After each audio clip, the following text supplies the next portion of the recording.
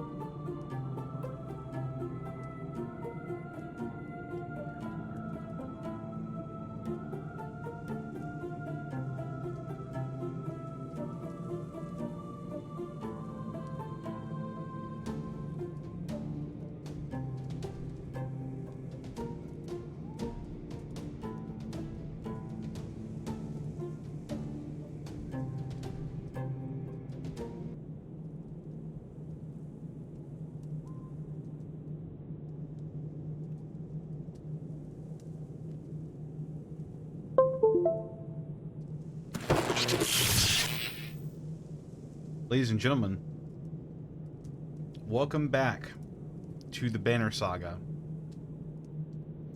We'll be starting the Banner Saga 2 today.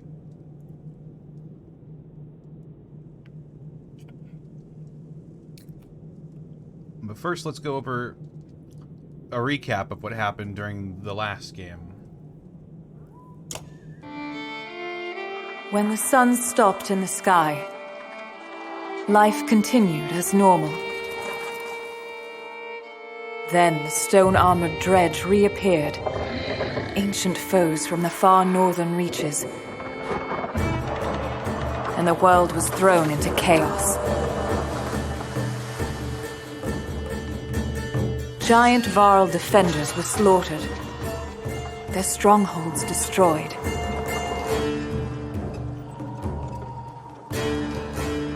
Now Hakon is the Varl king and protects who is left of his race. Rook, a humble hunter and father of Alet, found himself leading frightened clansmen toward safety. His caravan crossed paths with Juno and Eyvind, two of the mysterious spellweavers known as Menders, who know something about the massive, mountain-breaking serpent on the loose. In Borsgard, a town under the protection of the mercenary leader Bolverk, both Varl and human stood against a dredge general, the immortal Sunder, known as Bellower. Juno devised a way to stop Bellower, but it cost the life of one held dear.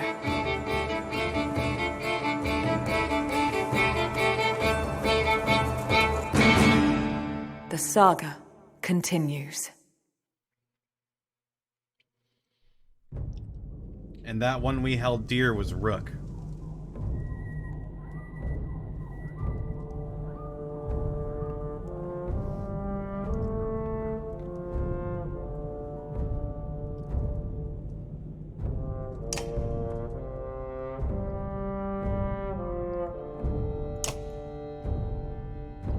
Import a save game. There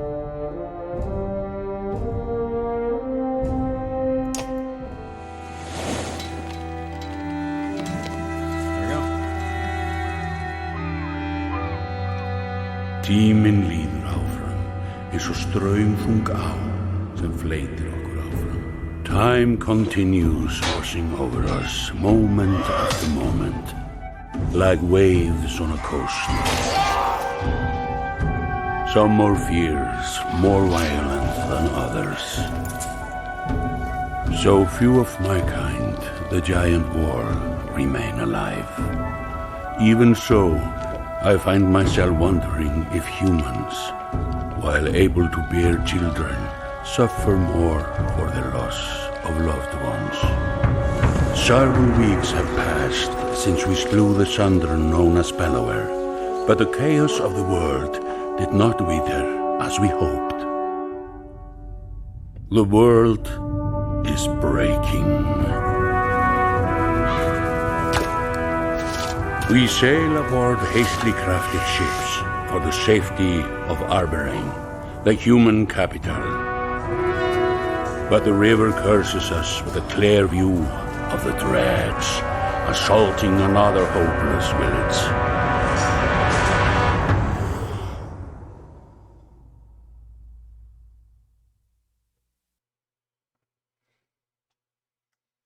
There we go.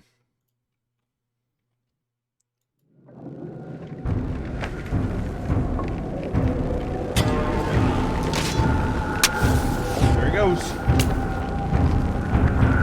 Move! Get away from those glowing rocks! This one's mine.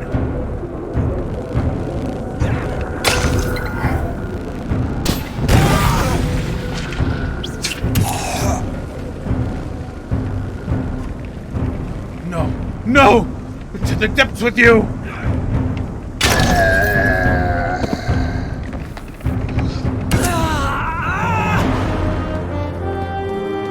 Hey, it's Alette!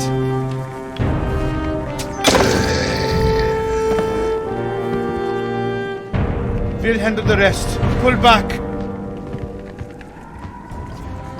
My thanks, strangers. Better to let him keep fighting. Boy. Man, this game is really cool. And another cool game that I know about is a Dead House Sonata, the action RPG where you play as the dead to fight the living. The tech demo is available now to play at deadhousesonata.com.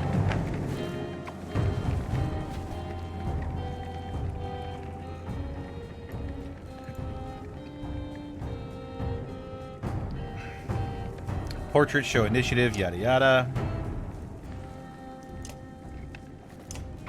Can move, yes, I know.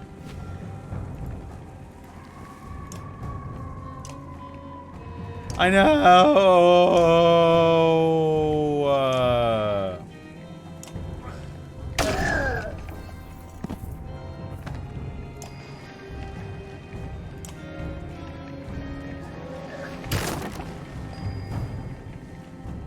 Is that Alette from the Banner Saga? It sure fucking is.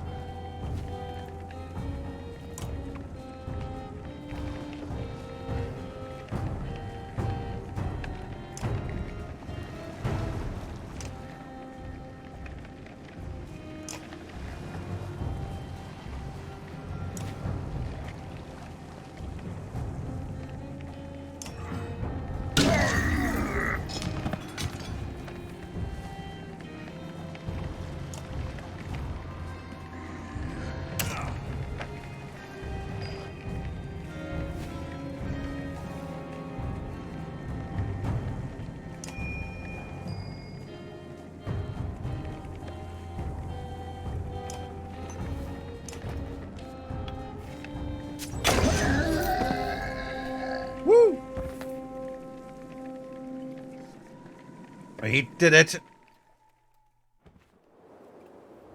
The villagers' reactions range from terrified by the foes to awestruck at your arrival. Their leader approaches and bows in front of Ivor. Your timing makes me think the gods have returned. Please, He stops when Ivor nods his head towards you. The man peers under your hood. A girl leads those who saved us from those things? She ordered us to land, and those things are dredge, like the ones you probably heard about as a kid. Between losing so many clansmen in this, I feel I'm not myself. Thank you, child. He whips his cloak back with a flourish. I am Aleo, the Skald. And your name? Alette. And this is Ivor.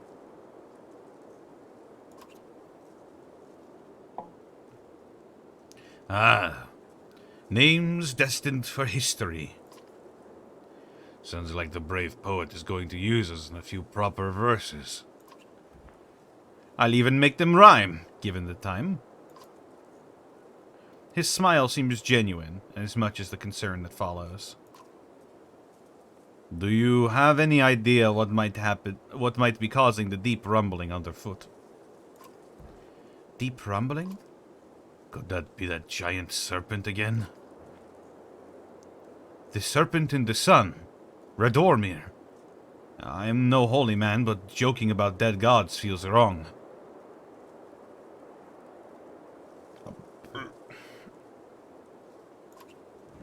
I don't think the sun serpent would break mountains and try to swallow us all. Who could say with the sun stopped in the sky like it is? Aleo looks skeptical. Tell me, did you just come from Borsgard? We heard a rumor in the Sunder Bellower was sacking the town.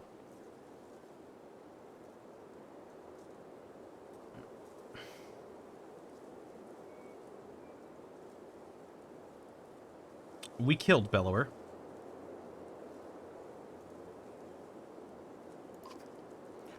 Aleo pauses and looks to Ivor, who confirms your statement with a nod. History indeed. Sunderslayers are here among us. Depths. There's so many questions to ask. They'll have to wait until we're all safely back on the longships and leaving for this place. The Skald nods his understanding, but another question creases his brow. Leave? Not to sound ungrateful, but this place... it's all we have. It's our home.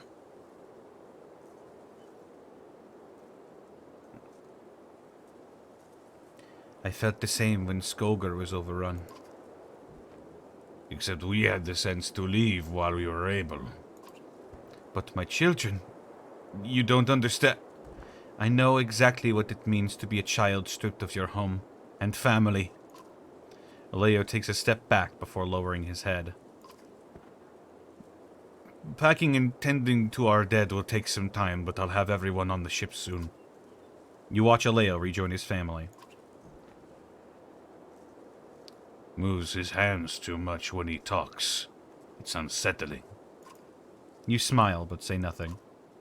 People thinking we're heroes now. The world is breaking in more ways than one. It's not the first time you've been called a hero, Ingvar. Ivor, your father's closest friend, looks unamused. He is one of the giants known as Varl, and has fought Dredge in the Northern Winters, personally killed one of their generals, the Sunder Rays, and lost an arm to the Sunder Bellower. Your humor reminds me of your father's, since we're talking about things we'd rather avoid.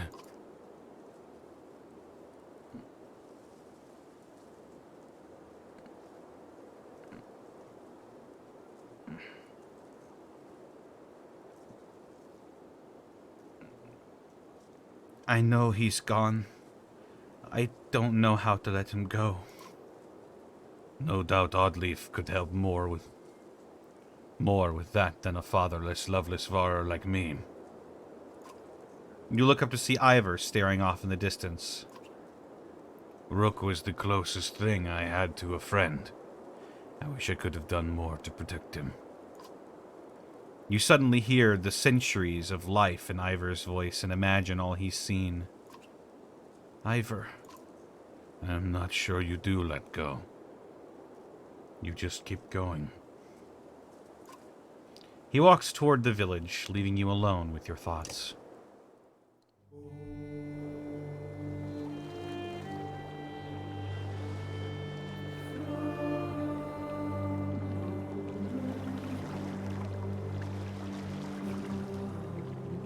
The Banner Saga 2.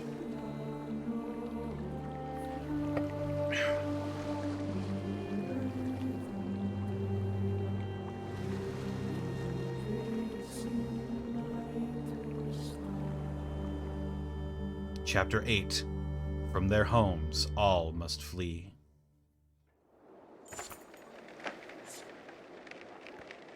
Woo! Look at our clan. The traveling merchants are surprisingly well stocked. Ubin, the old Varl, dubbed Scrivener, says, Since Borsgard our numbers have grown, people have scavenged for food and eaten it too. Regardless, we'll need plenty of supplies, considering our destination.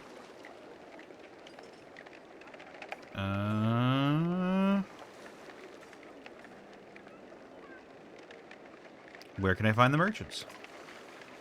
You can't miss them, He says. a group of tents they call a market. Thanks, Ubin. Of course. He says. Oh, almost forgotten. There's something ruffling the feathers of the ravens. The mercenaries who followed us from Borsgard. Chat with their leader, Bolverk, but be careful. He's not like other Varl. Hey, Zeon the Blue Dragon, thank you for the 15 months, dude. Ooh, I burped. This medallion gives you information about your caravan, including population, supplies, renown, and number of days that have passed.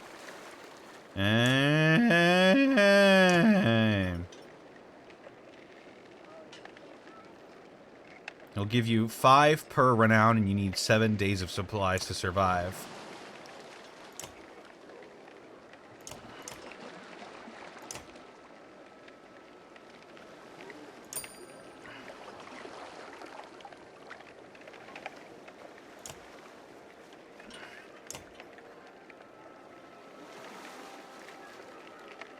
Ooh.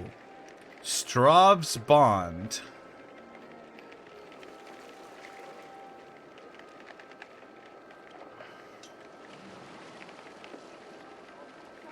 Used by a god to catch a god. Betrayal.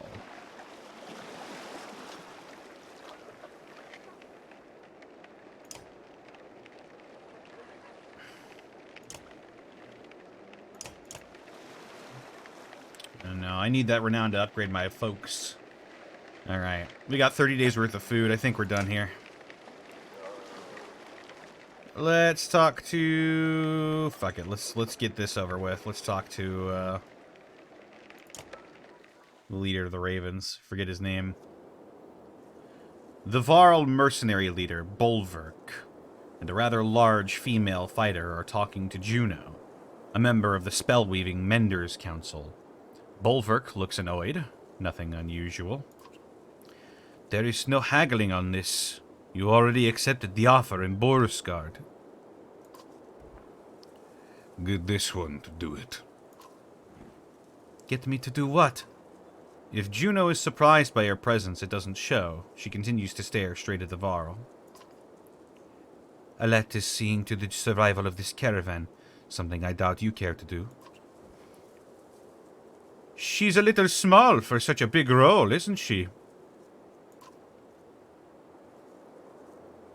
Oh, do we be fucking mean?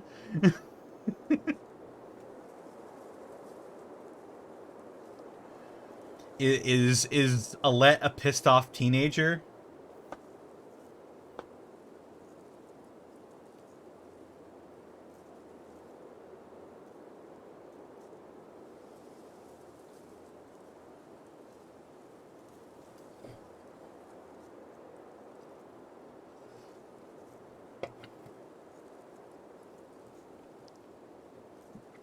Don't you lecture me with your $30 haircut.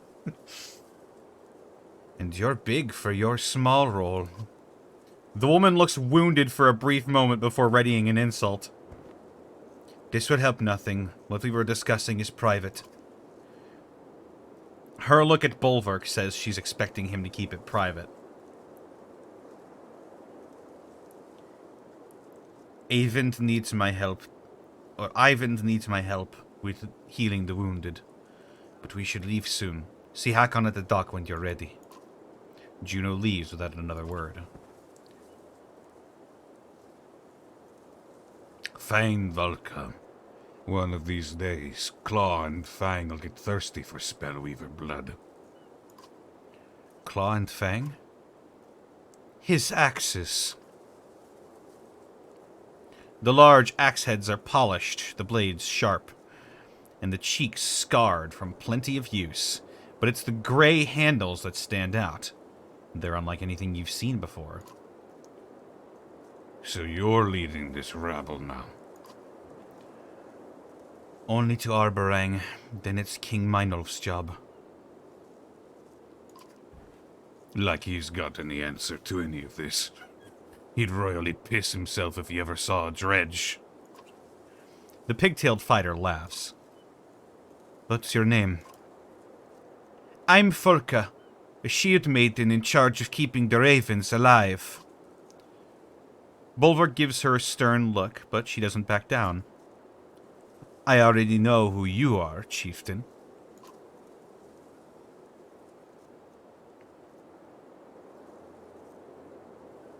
I heard there's a problem I should know about. The Varl seems to grow taller and more wild as he takes a step toward you. You stopping to save every Fane idiot along the river will get us all killed. Makes more sense to only stop the ships when we need supplies. And get rid of half these useless people, too. They're slowing us down.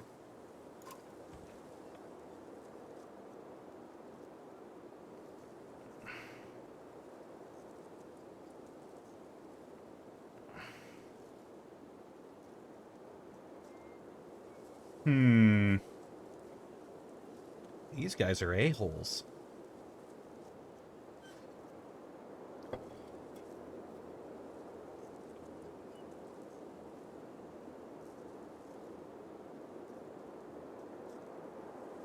The river dictates our speed on the ships.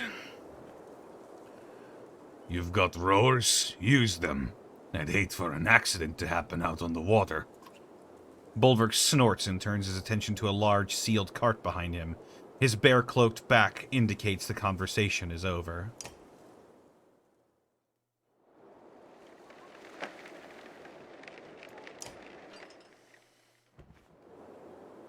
Oddleaf, a friend and mentor, is demonstrating fletching an arrow to a few people as you approach. Give us a moment, will you? The group walks away as Oddleaf stands and wipes loose feathers from her tunic. These people owe you their lives. Your decision to stop here saved every one of them. Well, our clansmen all agreed. Don't be naive. Saving people is what you do. What your father did. Those under this banner agreed because they follow you. Her tone is forceful, and you almost smile to break the tension. Almost. Alet, they respected Rook, and that respect has passed to you. But give them any reason to doubt you and it'll vanish.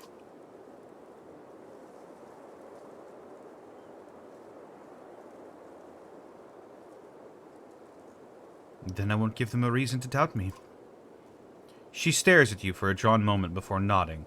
Her demeanor softens. I wanted to discuss the clansmen. They're good at scavenging for food, and the more we have, the more they'll find.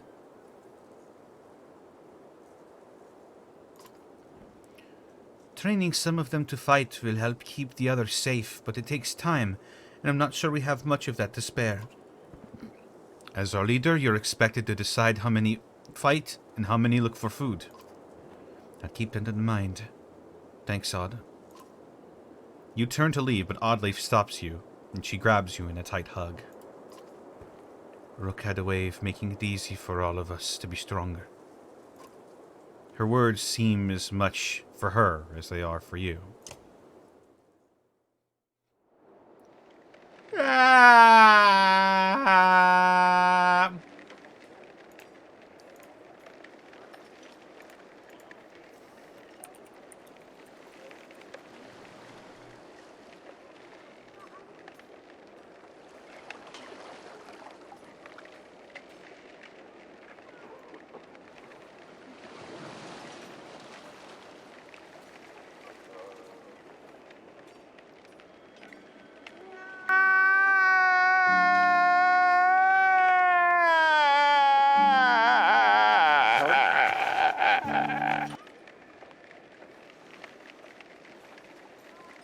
This shit hurts.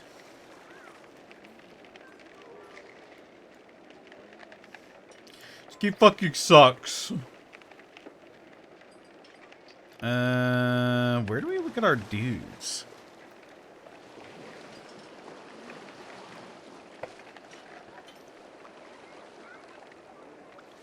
In this house, the Rook was the king.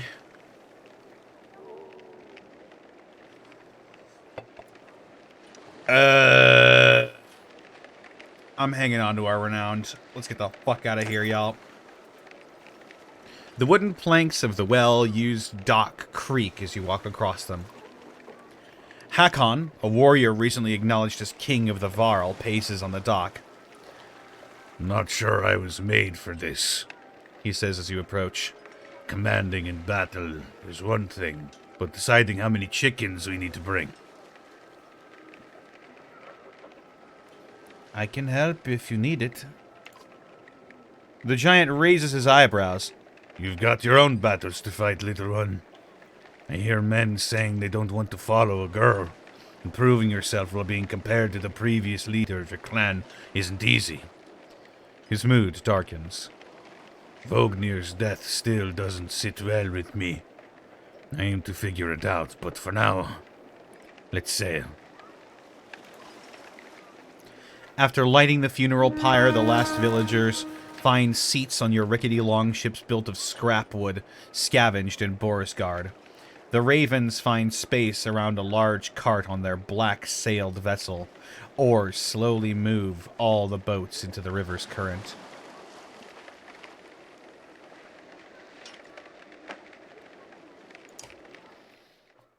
One out of 10. This game made me sad. Oh, shit.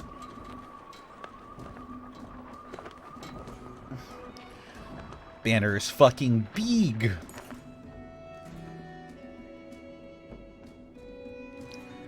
The complaints of a few are growing.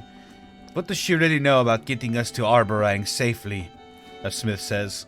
A few others chime in with agreement. Her father was something else, but her? She should be looking for a husband, not telling me what to do. Some laugh, others encourage him. Oddleaf looks at the group of men before turning to you. She seems interested in hearing your response.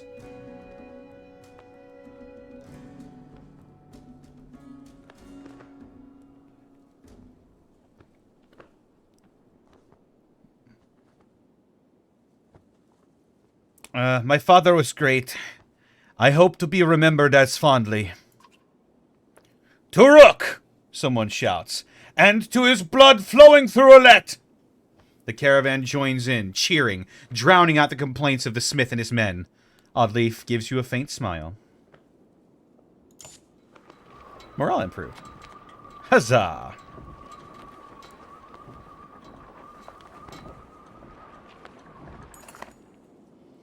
Aleo looks ill.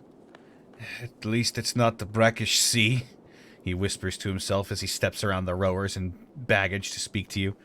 I'm not sure we're all built for aquatic voyages, he says, and I hear Arborang is quite a distance away. My people could use a few hours' rest on solid ground. The hopeful look from the others sway you, and you signal for the ships to make land. Would you mind telling me why the capital is our destination? Aleo asks. It just is. Now help row.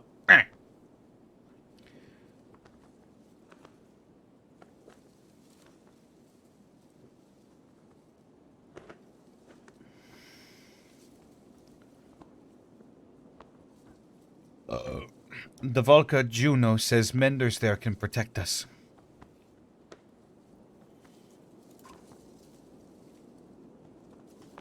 Menders? The Skald's shoulders slump. We were all hoping for something more substantial. He realizes Ivan and Juno can hear him. I thank you for healing my people, but we're talking about an army of dredge. The Volca and her apprentice share a smile, but say nothing. Dredge, Aleo almost says in awe. Man and Varl's storied foe from oh so ever long ago. But they're real. And here. How have they made it so far south? His glance at the Varl is met with both anger and shame. The longship rocks gently as the Skald grabs a rope to steady himself. If only we had the fabled horses to ride upon. We'd outpace the dredge and be on sound footing. His dramatized misery is almost as amusing as his thanks when he is swept back onto land. Juno's a badass? Yeah, she tanked a breath weapon from Jormungandr. This is the map of the world. You can explore it by dragging the mouse to the pan and using the wheels to move. This is where my father died. This is where I watched my parents die.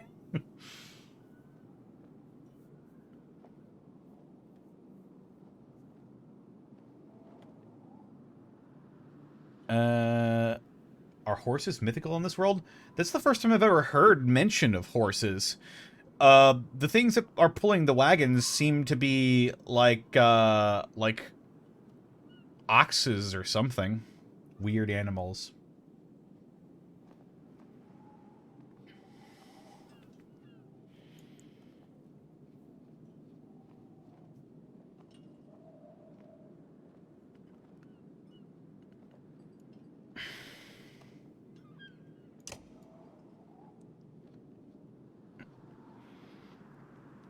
Prior to arriving at Aleo's village, the caravan had hurriedly embarked from Borsgard in the wake of the devastating siege laid by Belor and his armies. Click on Borsgard to find out more about it. An aging and senile mess of a city that can't remember whether it wants to sell you something or steal everything you've got. While Ormsdalr grew early into an important hub of trade, its twin city Borsgard became the place to buy things nobody else was willing to hawk. It's greatly supported by the potent items harvested in Reynivik and Tistel, and plagued by huge disparities between the extremely rich and the suffering poor.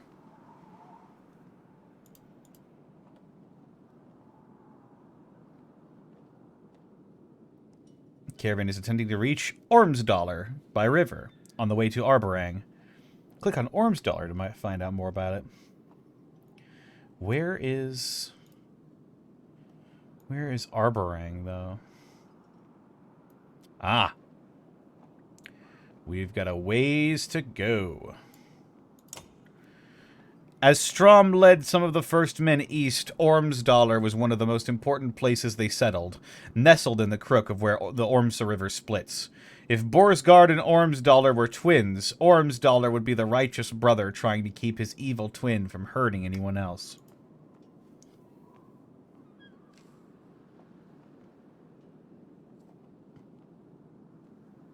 Reaching Arborang, the human capital, is the ultimate goal of the caravan. It is hoped that the walls of the ancient city will provide safety against the deepening catastrophe. From humble beginnings to eventual seat of power for the king, Arborang is the most populated and contested city throughout the human lands. Its towering obsidian walls have been pulled from the depths by weaving power of menders. As each new generation of residents builds another ring of walls, the city continues to grow larger, more indulgent, and more dangerous. The lore.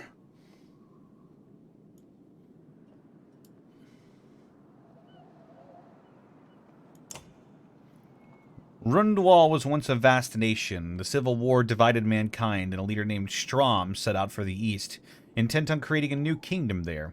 The dream died with Strom, and the lands would become unified again, but the name stuck.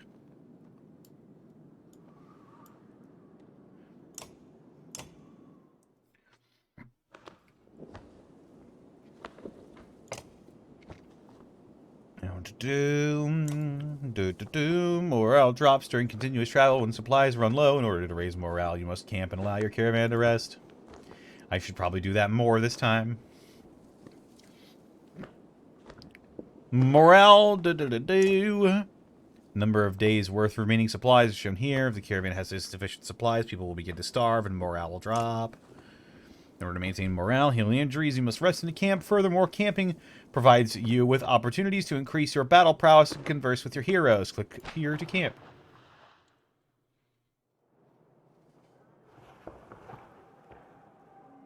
When a day passes in camp, your caravan consumes a day's worth of supplies and morale increases. Click here to rest now. You can visit the hero's tent to promote your heroes. Alright, oh, We've got Aleo, the poet, Alette, and all of our fine friends. Hey, there's Ludin and this man. Tryggvi.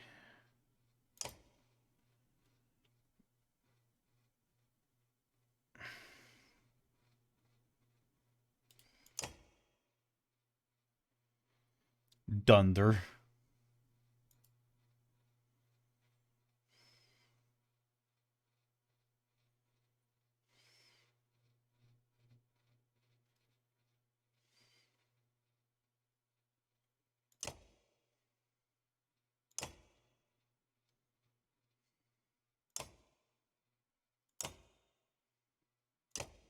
Oh, I need 9.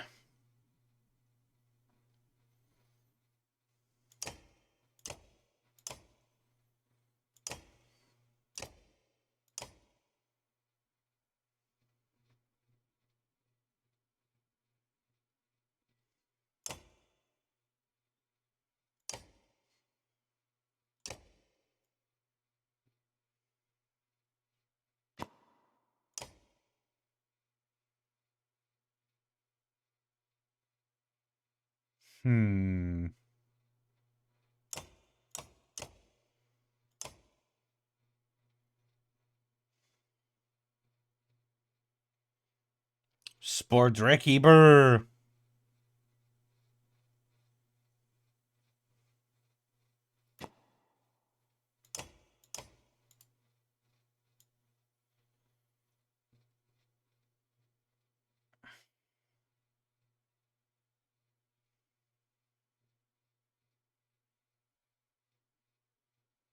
Give that to Hogan.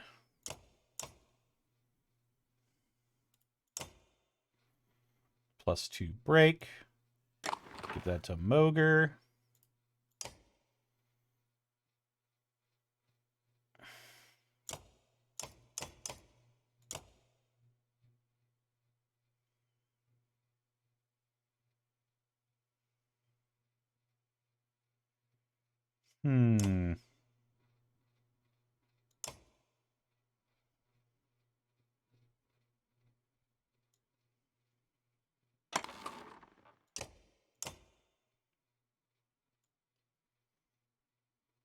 Goes to you. I noticed Juno's not on here either.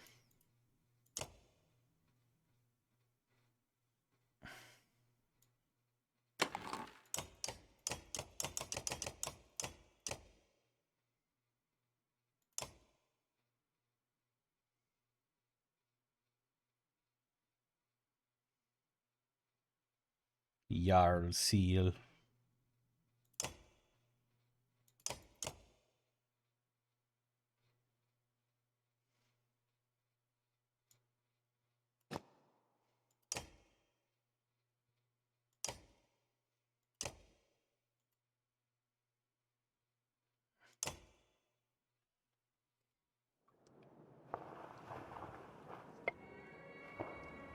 You get him if you're a Kickstarter or pre-order. Well, I didn't do either of those.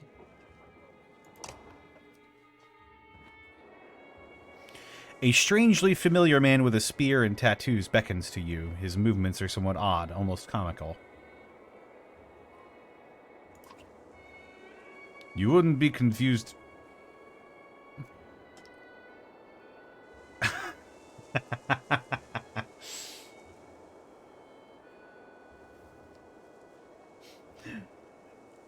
You wouldn't be confused by Tryggvi's presence if you'd supported this journey long ago. What? The man's eyes glaze over for a moment before clearing. He now acts like your old friends.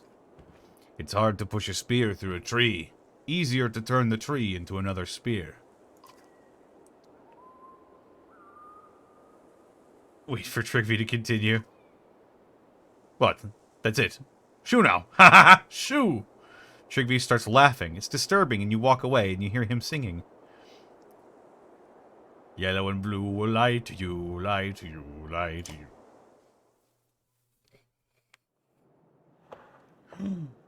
Yellow and blue will lie to me. I wonder if that's a hint.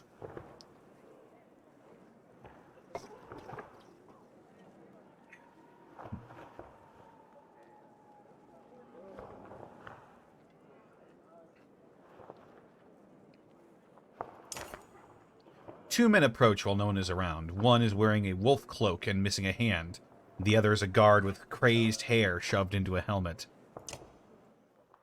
Ooh, look at this guy. Finally, a moment alone with my new leader. I like your wolf pelt, sir. It looks freaking cool. Is there something you need? Seems I should be asking you that. I am Ruga, the governor of Borisgard.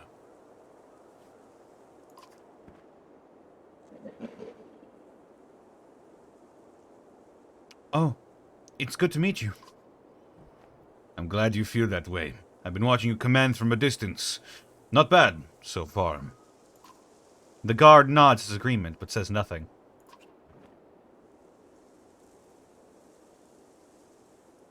So far? Should I be expecting trouble? I'm hoping you already know the answer to that. I'm simply here to offer my help when the trouble arrives.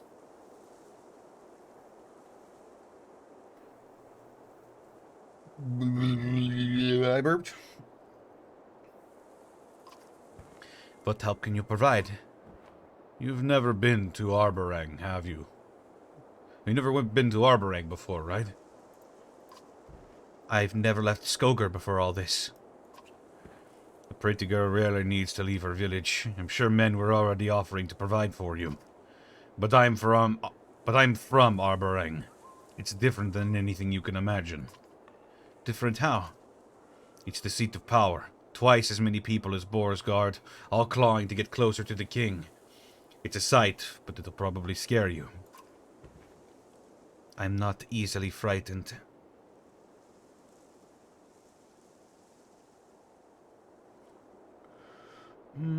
Why did you leave? Honestly, there was a better chance for power somewhere else. Borisgard needed a strong governor. And now? Now that's all gone, and I see you, fresh meat heading toward a bear's cave. You might become a better leader than anyone before you, but no one here besides me knows what you need to survive in Arborang.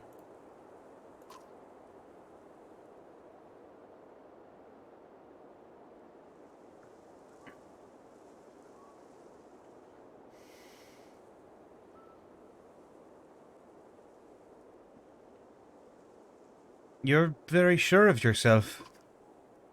Becoming governor required boldness. You'll need a man like me to teach you. I just noticed he's got a scar across his throat.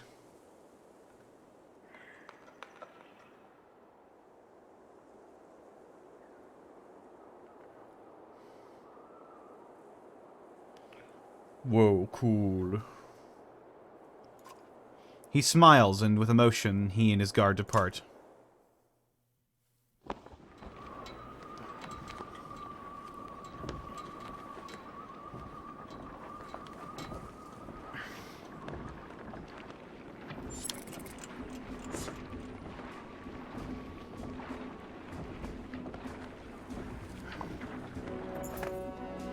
Ahead, driftwood is collected, creating an impressive barrier for the longships. Alternatively, going ashore has its own risks from whatever might be lurking in the trees.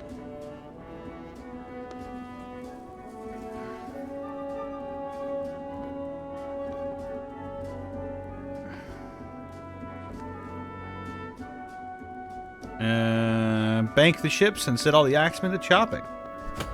Once on land, Ivor, Hakon, and anyone else with an axe start hacking away at the wood blockage. Thudding sounds fill the air, and moments later, Rugga says, "Damn, we got company!" As Dredge approach from the woods, you realize you'll have to hold them off until the Axemen are finished. You're about to enter a battle. If you find battles too challenging or difficult, if you need yourself a tougher challenge, you can modify the difficulty setting. Don't worry. You can change the difficulty of battles at any time.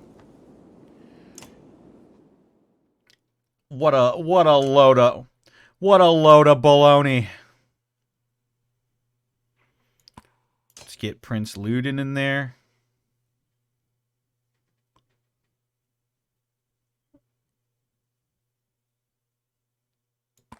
Gunnulf.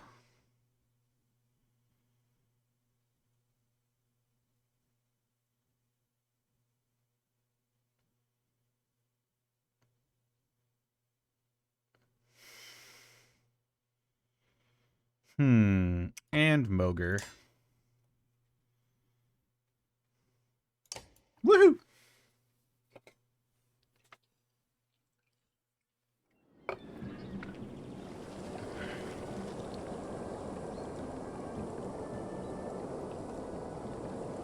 Oh, they're all swinging with the.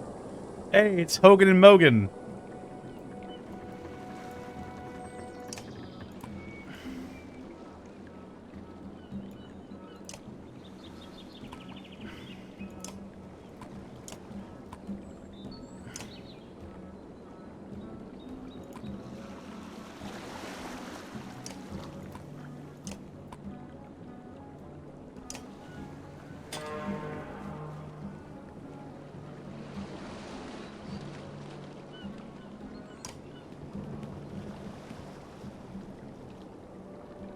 Tale worth telling.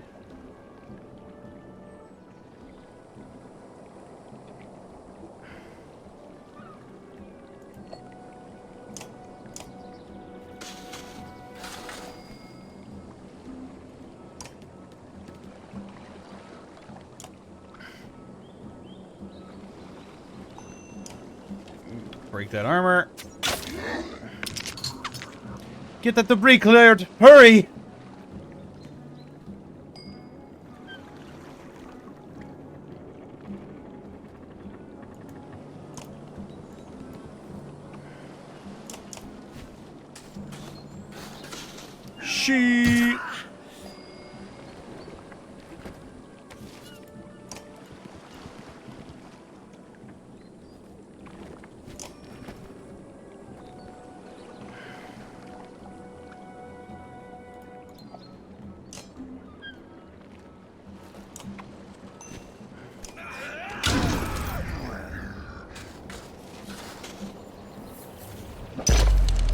What?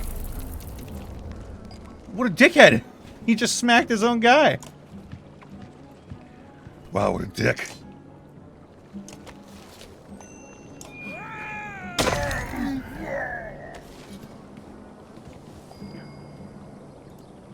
Ah!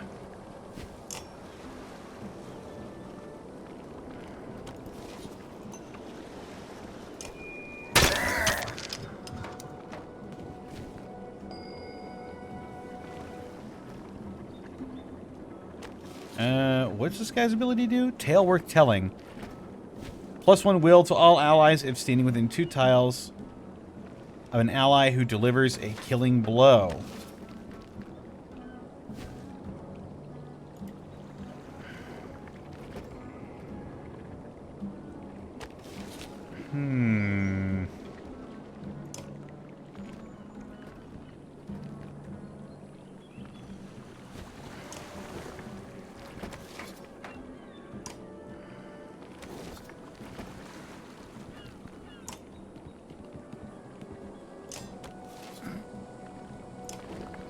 I like his little dagger, it's funny.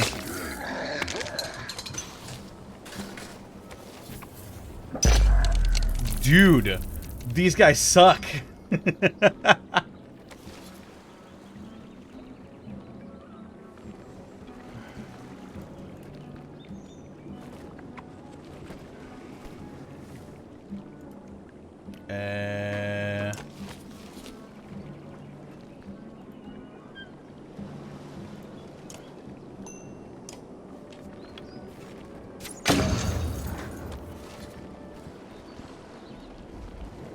Oh, he's vibrating. He's getting his vibe on.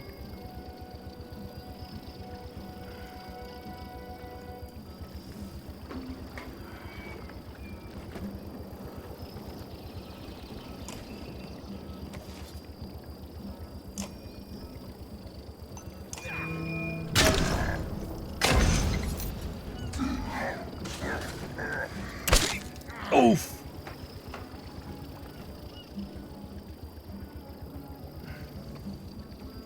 He is just vibing, but I'm not gonna let him do it.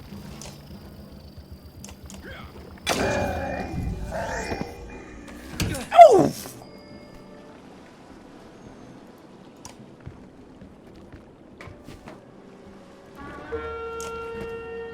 Hit him with the Tempest.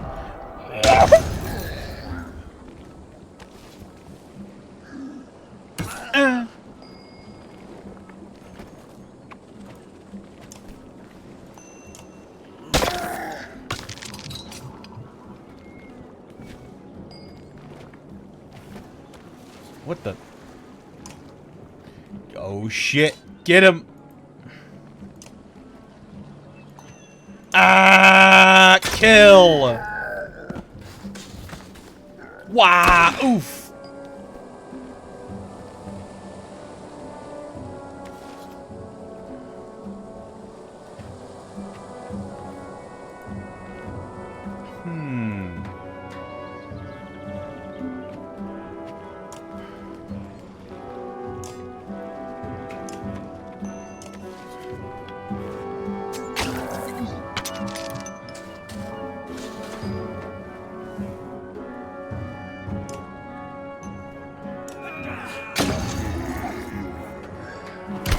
Oof.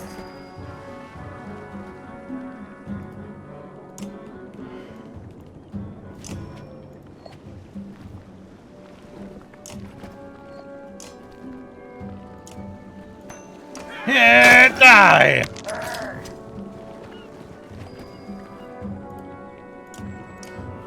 What the? Hey, I woke up on the wrong foot today? Yeah, you're telling me.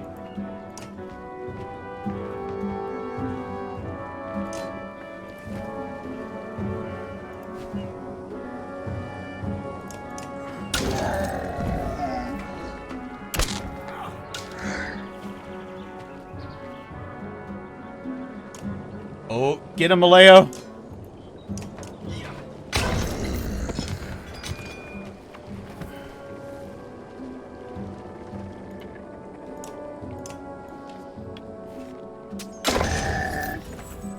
Woo! You hear the axemen cheer as the blockage of wood breaks up and disappears down the river, but the dredge have regrouped. One of them looks especially menacing.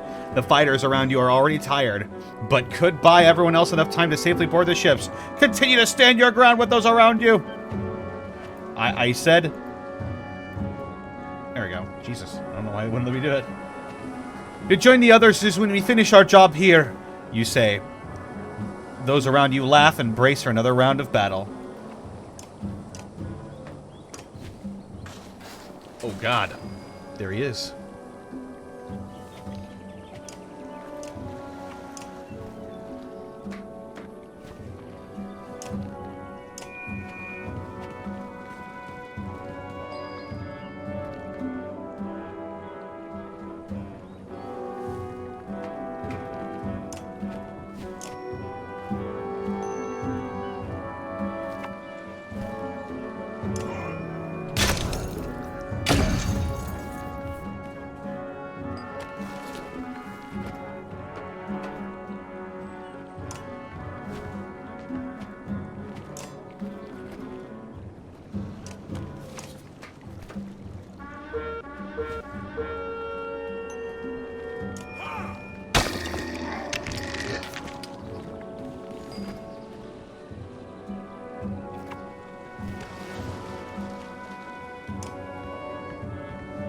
It's Moger.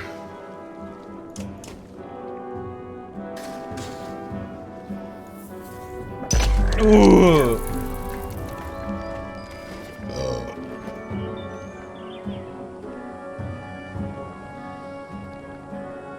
How about I just take a couple steps back and, there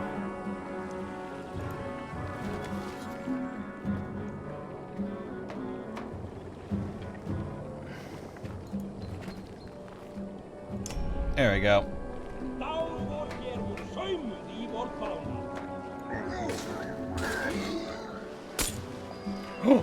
Deflection.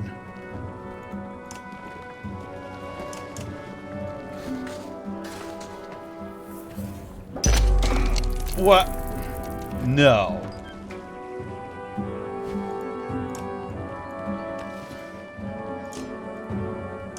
I have a magical theory that you are dumb. Wow!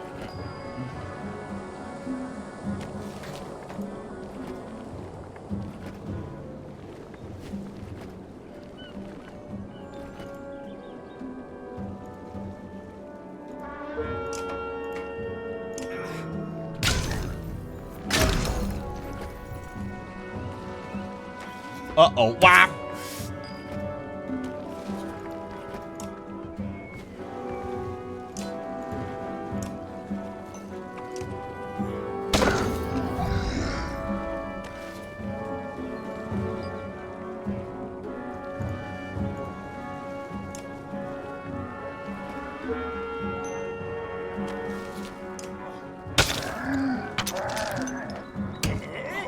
Oh, dude, did you see that twirl? Hit him with the twirl, my dude.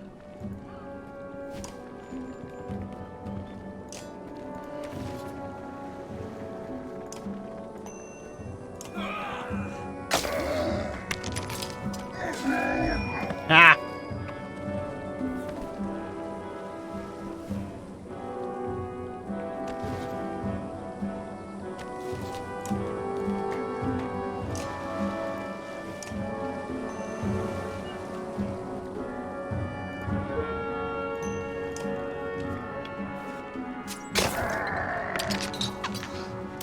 Oof!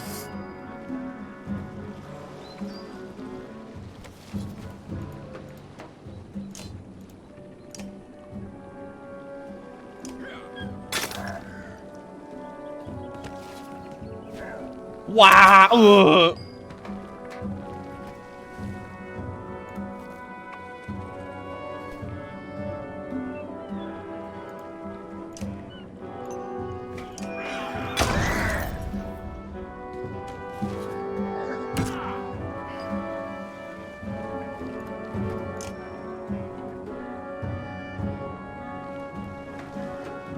Oh god. I hope this doesn't hit him.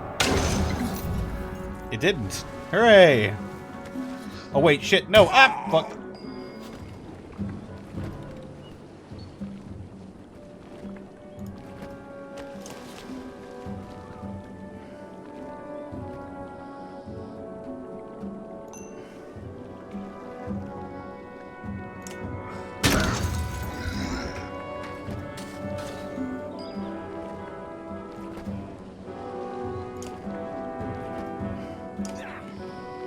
Eh. Don't do it! Oh! I lived. Die. Don't do it!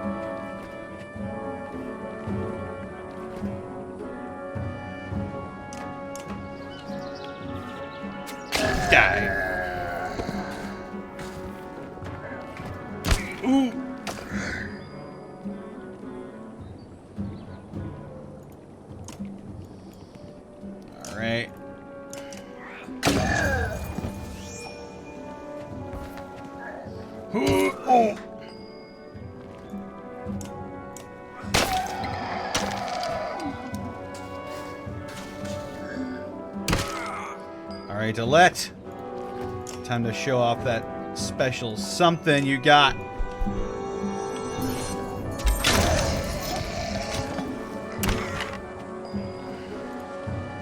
Hey-ya! Woohoo!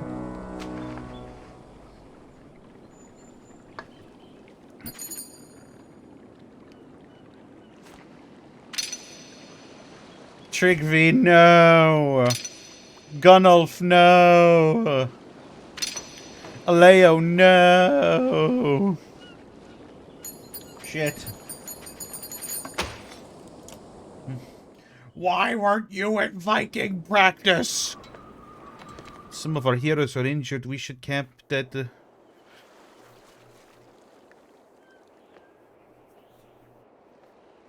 We might make it down this river to the capital without any more trouble. You look at Ivor, surprised by his optimism. And I might sprout wings and start flying. Would that make up for your missing arm? Hey, I get to make jokes about losing my arm. Not you. I suppose that's fair. So, what are you worried about now? I think you should make use of this trainer and this tent that we haul around everywhere. You can't hesitate anymore when it comes to killing others. Not when it comes to protecting your own. Let's bank the ships and make sure you're ready by challenging your skills.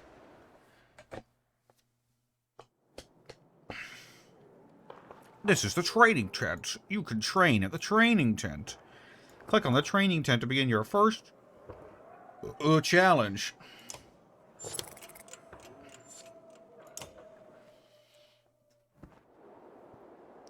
You watch for a moment as Ivan, Juno's apprentice, and the mender, found nearly dead at Ridgehorn, moves his staff in a complex pattern, repairing some armor.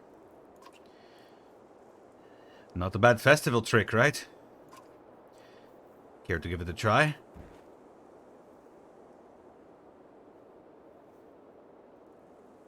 Sure. Alright. Here, try this. He makes an intricate motion with his staff, and broken links in the armor fuse together. You try to duplicate his motions, but nothing happens. Ivan smiles. Anyone can be a mender, but the training can be difficult. I'm not sure I like the way that sounds. You've already completed many of the lessons, tending to wounds, endurance trials, focus amidst distractions. It comes naturally to you.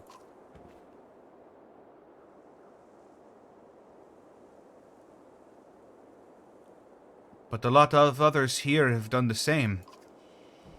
And your ability to always think of others is something that sets you apart. Oh. You'd have to practice day and night. Ivan looks up towards the unmoving sun. You'd have to practice quite a bit. It wouldn't be easy. It might not even be popular with the clansmen.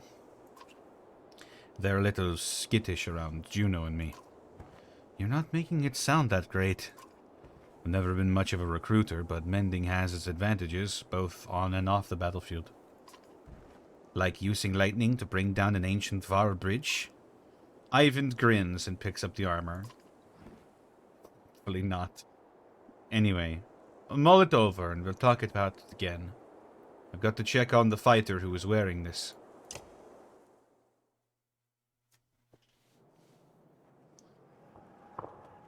Who...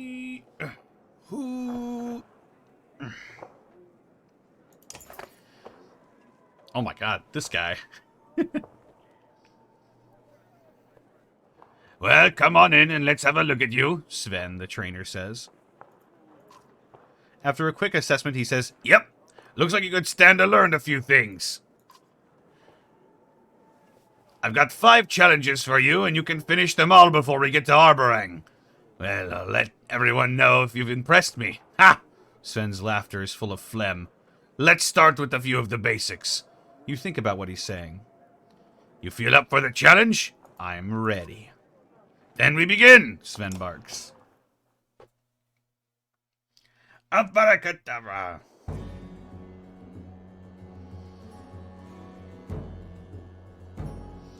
Form a shield wall. Kill an enemy using puncture. Use heavy impact to damage 3 enemies at once.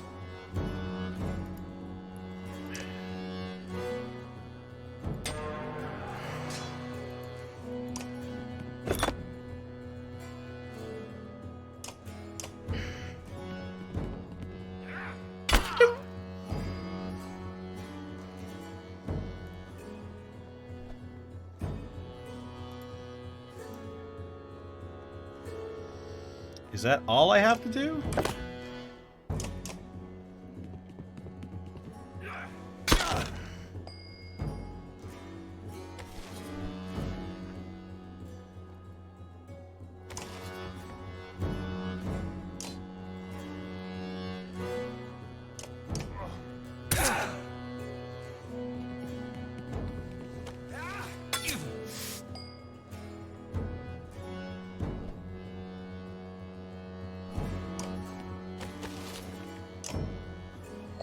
Wait.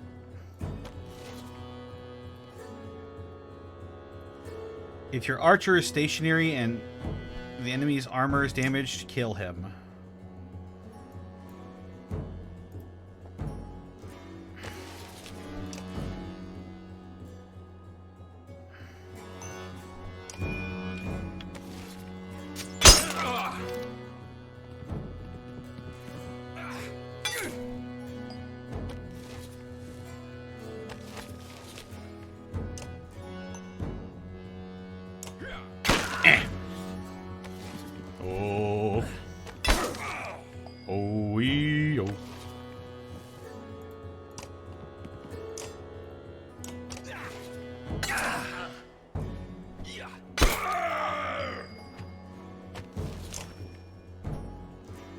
It's the 3 fucking enemies!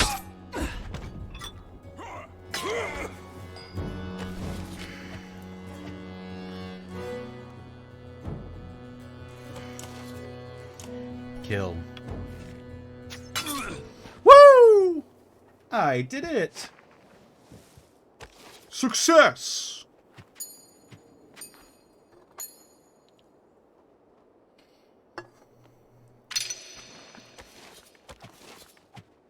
Hakon is ready for a promotion!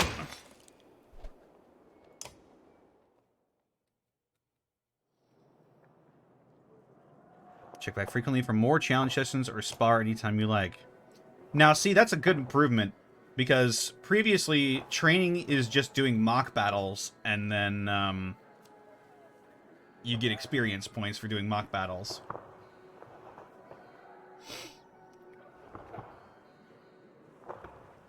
Causes a +1 willpower bonus in battle, maintain sufficient supplies, and rest in camp to improve morale. Red Skull, some of them are injured. There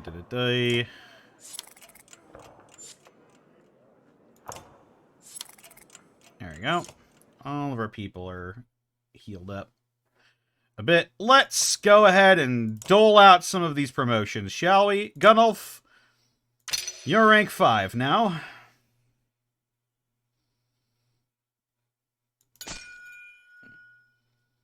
Oh. Oh.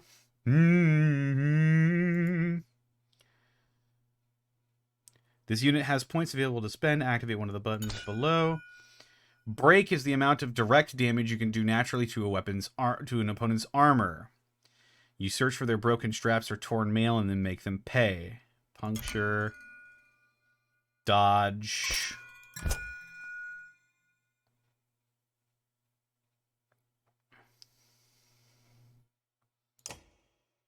Oh, yeah. We're maxing Gunnulf's strength.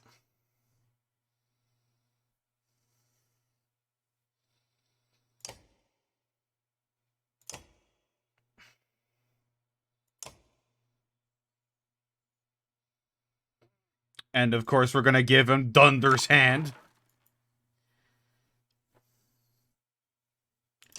Alette, my girl.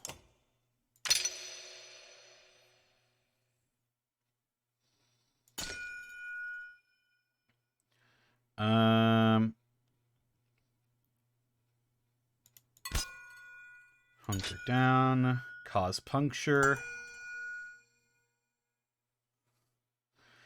30% chance to avoid any killing blow. Okay. Well, oh, there are multiple of these. Okay. Stubborn and defy, exploit and divert.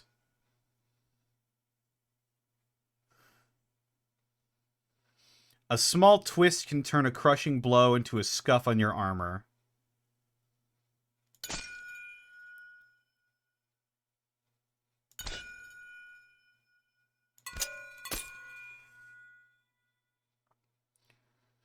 Oh. Okay. Immediately, the gameplay aspect of this game is way better than the first one. Unless this was in the first one, and I'm just stupid.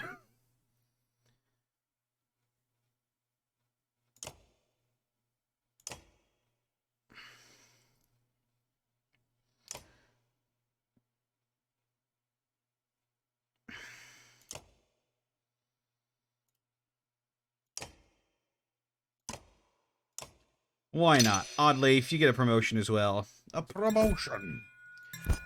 Artillery strike. Bonus crit chance. Dodge. Lucky shot. Bonus hit chance.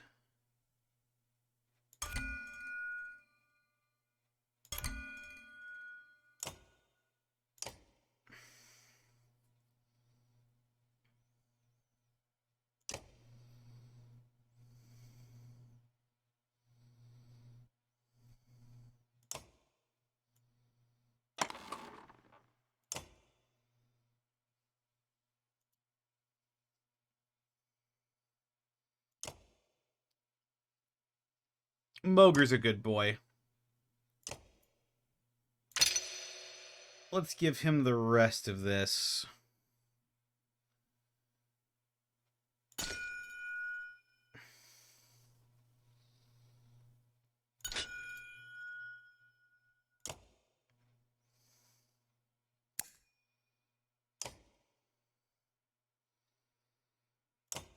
There we go. And we'll keep the rest of that renown.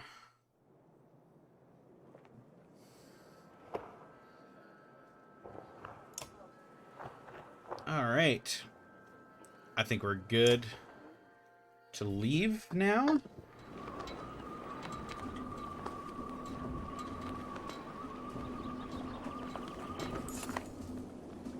Ooh.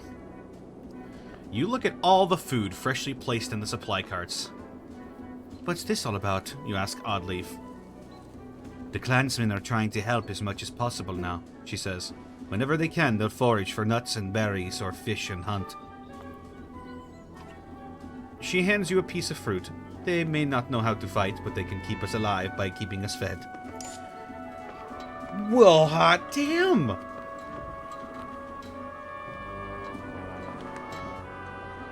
Let's fucking go. Time on the cramped longships is proving too much for the children. They're climbing ropes, interrupting rowers, and constantly leaning over the sides to touch the water. Some Varl and clansmen look annoyed.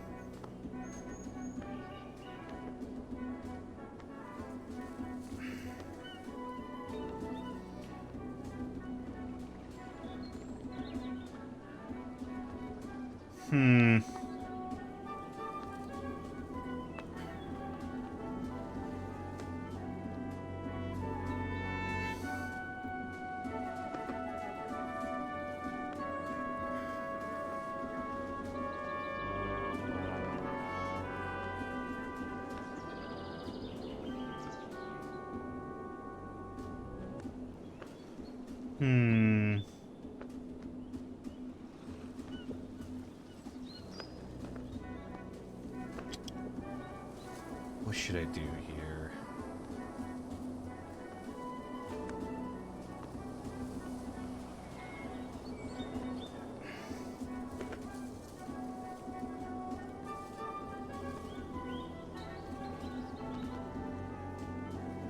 I don't want to scare them by saying we're at war until Arborong.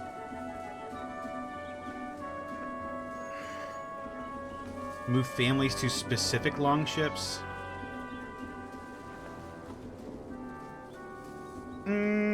That could work. Yeah, I think I'll do that. Move the families to specific longships. You order the longships alongside each other before revealing your plan. Some are shocked and reluctantly follow, while others agree with your decision.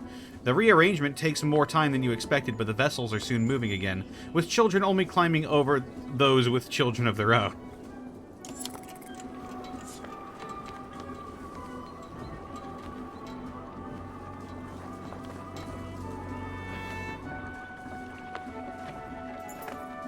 A crowd begins to cheer from one of the longships as a man struggles with his fishing net. As his catch nears the surface, some voice concerns. You're close enough to make it a large shape in what looks like fur or hair in the net. Keep watching as the man hauls it out.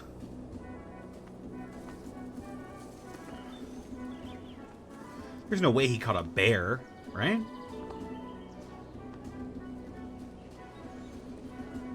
A moose? Oh god, they're fucked.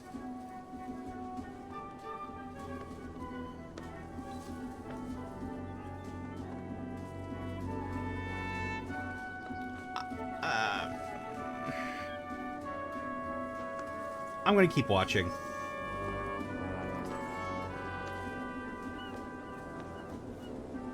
Bear cub! Shouts the man with the net. Long dead. What's it mean? Superstitions blow across the ships like a gale. Talk of plagues and famine make eyes go wide. You notice Bolverk at the bow of the ship, staring at the cub and brooding more than usual.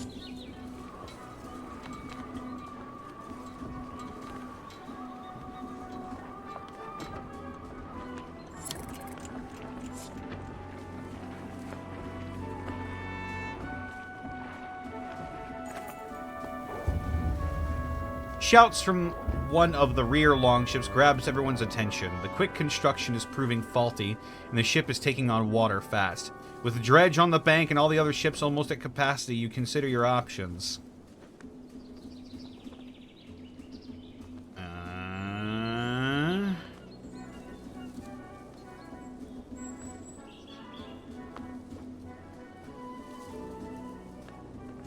Ask shipwrights for advice.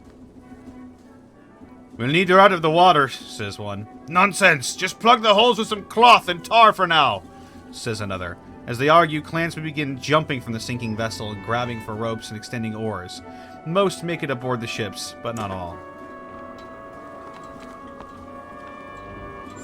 Damn, you can't even ask for help without suffering consequences in this fucker.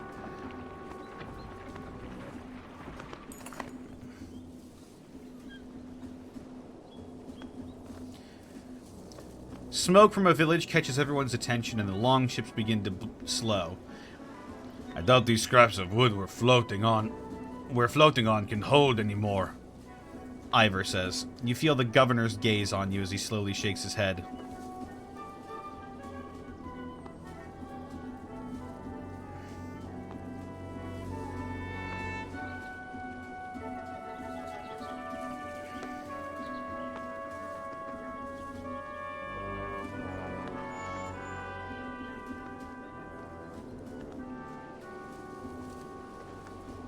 They might resupply us for our trouble.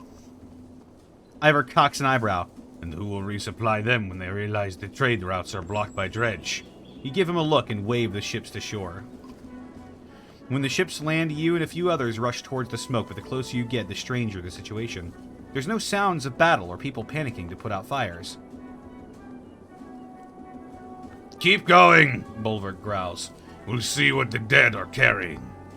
The Varl's comment defies tradition, but so do many things about him.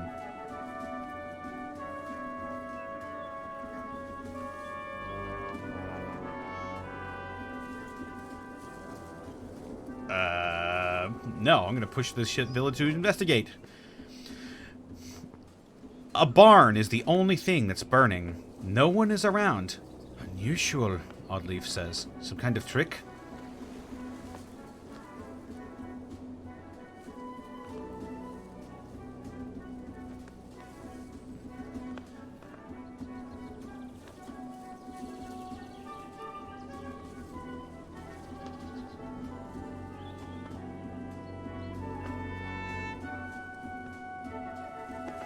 Not sure, but let's look for supplies while we're here.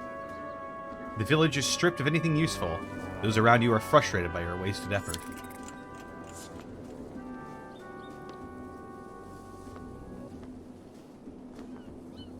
Oh, what the fuck? You slowly trudge back to the ships to find Rugga pacing. We were ambushed by some bandits while you were away, he says. They took off in a ship with supplies, so it'll be even more crowded now. Makes me think we shouldn't be helping anyone but ourselves from now on. Others voice their agreement. Damn it!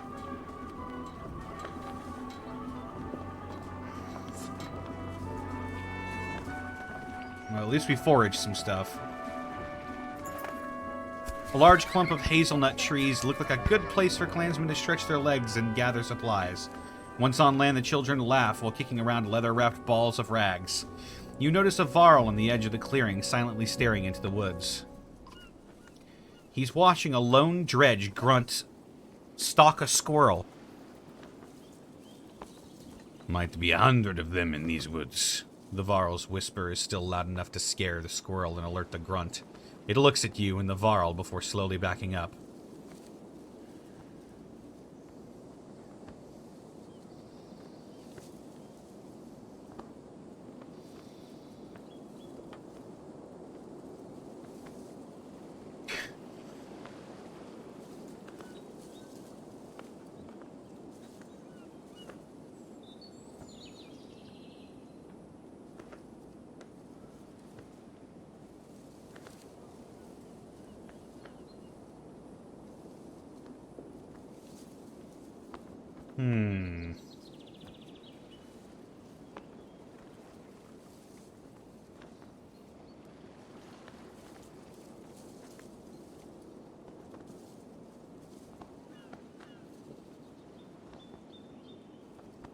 Kill it before it alerts other dredge.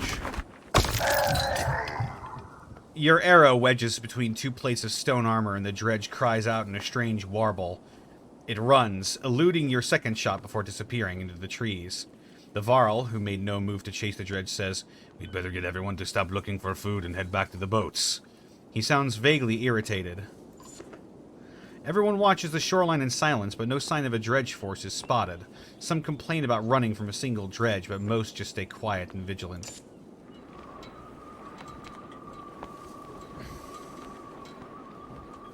Carved rock on a vacant island. Azalai's godstone almost looks lonely.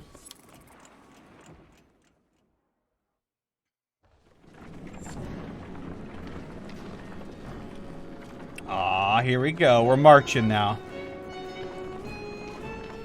She's even more beautiful than the songs say.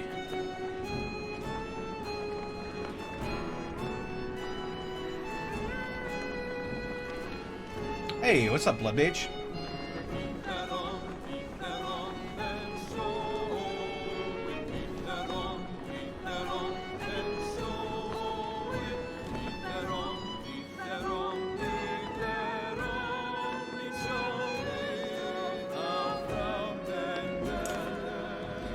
The clansmen and Varl are admiring the godstone when you notice some are missing.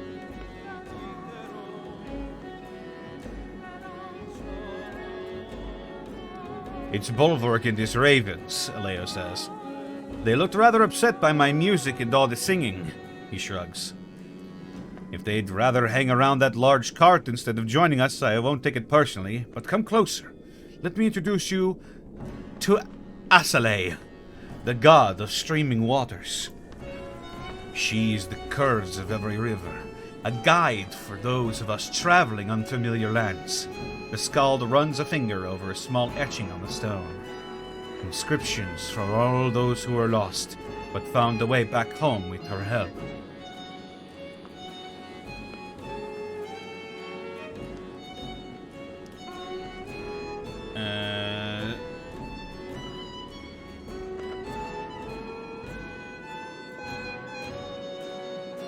Search around the stone for anything of value. You spend a fair amount of time looking at all the baubles left by other visitors, but nothing strikes you as valuable. As you return to the pitched camp, Aleo pulls you aside. We all have our strengths, and mine is stories that may very well benefit us in all these troubled times, he says. they're at least worth a listen. He doesn't sound upset, but it's a simple request.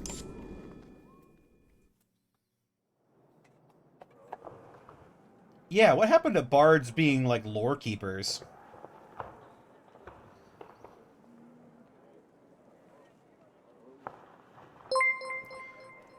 Grygen Groomba!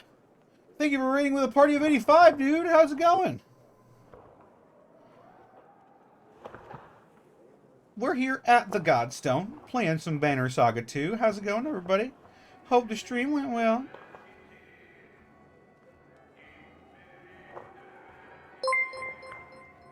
GeForce, thank you for the 29 months. Yeah, I gotta get this stream elements thing fixed. It's not playing my proper sounds.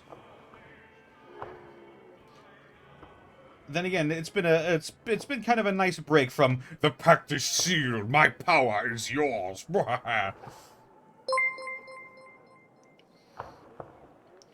Hey, Gaijin Goomba, thank you for the 12 months, dude. Holy shit.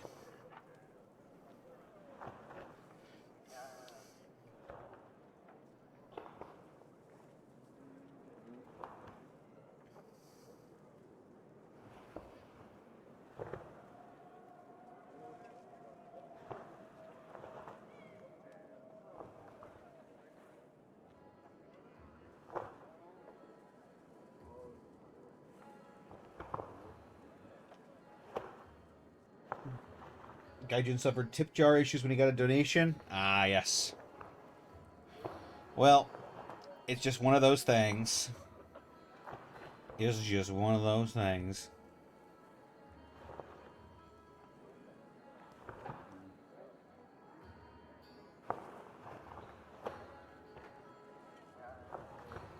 A number of clansmen and fighters shows up here. If your caravan is assaulted en masse, a war situation, it is the fighters that protect the clansmen, while your heroes fight a tactical battle.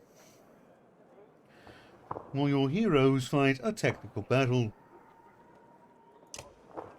It is important to keep enough trained fighters available, but keep in mind that fighters consume more supplies than clansmen, and are less effective at foraging. Speak to Sven in the training tent to start training some of your clansmen into battle-ready fighters.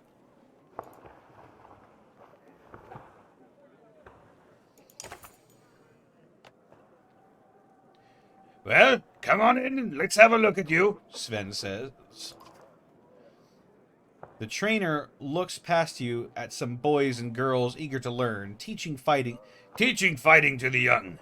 Sven muses. They won't go back to hunting and foraging for food, you know. Make sure you want to go through with this. We need protection. Sven blows out all of his air through flapping lips. Then let's get it done. How many you want fighting for you?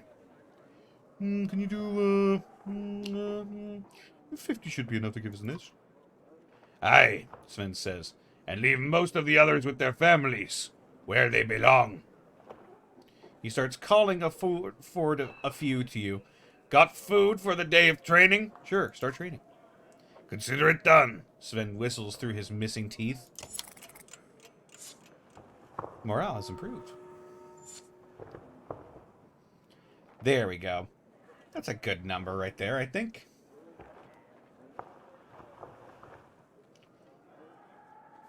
Now narrated by Ringo Starr. I think you mean every British person that narrates something ever.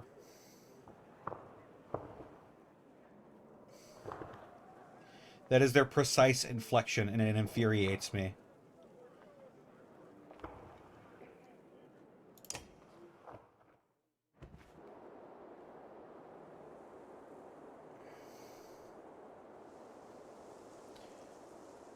The two Varl look deep in conversation, but Ivor catches your eye and waves you over.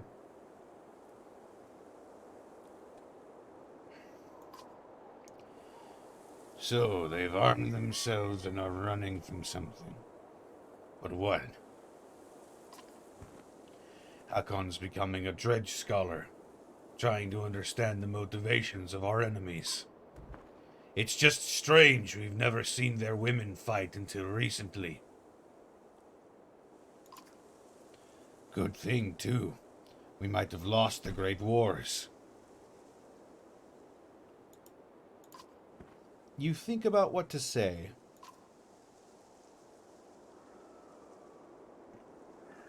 Has anyone ever talked to a dredge? Both Varl look at each other. There are rumors that some have tried and been killed in the process. A lot of nonsense. Skull tales about the sound of a dredge's voice making your skin fall off. So there's been no communication with the enemy. Is that normal? We're too busy killing to worry about a fireside chat. Besides, they only ever make warbling sounds. I'd guess if anyone has talked to them, it'd be the Valka. But good luck getting them to give you a straight answer. You think about what to say. What happened back then? A great deal of killing on both sides. Imagine waking up to dredge attacks every night.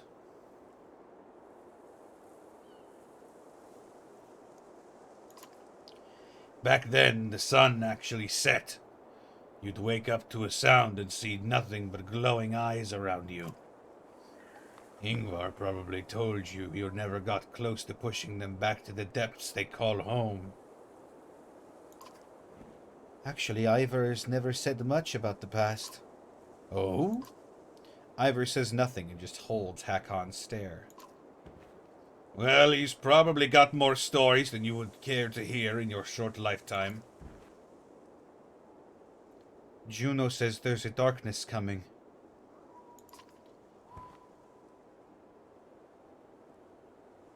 But what Volkas say and mean aren't always the same. They speak in riddles and prophecy. Still, might explain why the dredge are everywhere. Like someone kicked an anthill.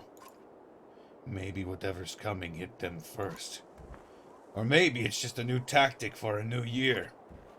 If they've learned to crack the ground and call a giant serpent, then we're all dead and just don't know it yet. I'll leave you to figuring out the big issues. You should know the clansmen have been talking about us killing women and children, dredge or not. It's not sitting well with everyone, which is probably the way it should be. I say if it's us or them, we make sure we're still standing. I'm bothered more by your decision to destroy Einartoft's bridge. Let it go, Hakon. It was the best decision at the time. To collapse a bridge that cost thousands of our lives to build? If it weren't for your damn horns, Ingvar, I'd swear you were an overgrown human. The two giants begin trading insults and you step away, letting them vent.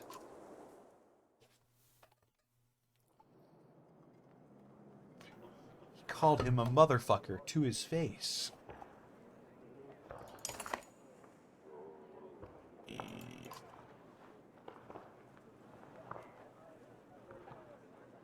Just wanting to swing at each other? Or are you here to actually learn something that could save your life on the battlefield? What can you show me? Plenty, Sven says, walking into the large tent. Try to keep up. So you know enough to not trip over your own weapon, but that's hardly impressive, Sven says. Show me you can thread the needle with that bow. You think about what he's saying. You up to the challenge?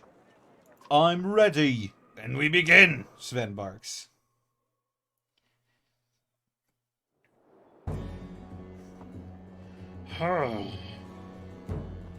Damage 2 enemies at once with thread the needle.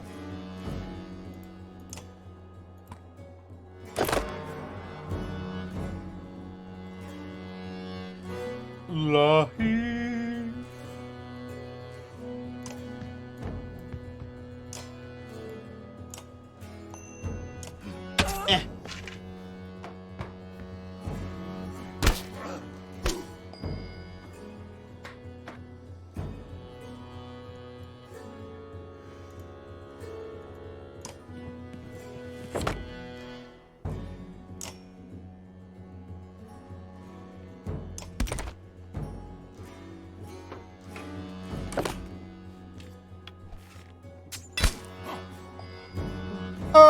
you better hold on to what we got. You know,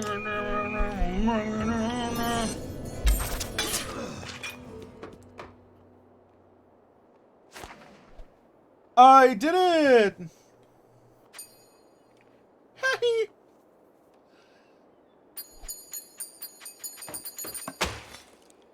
Nice.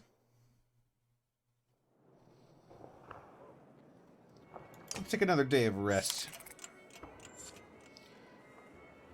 Eh, what the fuck? Let's take another day of rest. There we go.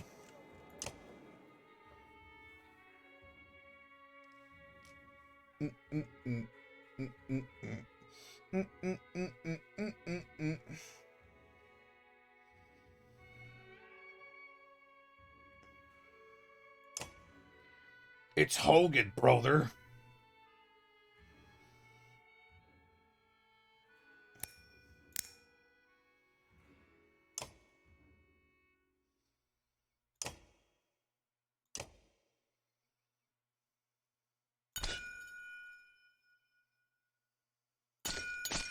It's Mogan, brother.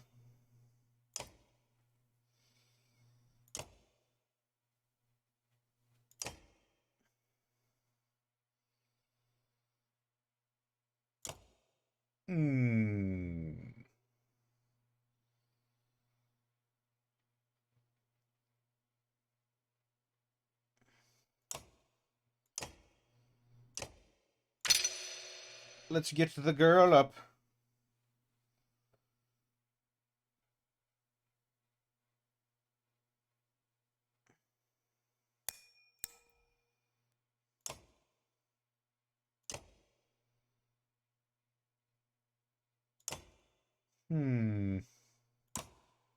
Yeah. Let's promote you, Aleo. Yeah, there we go.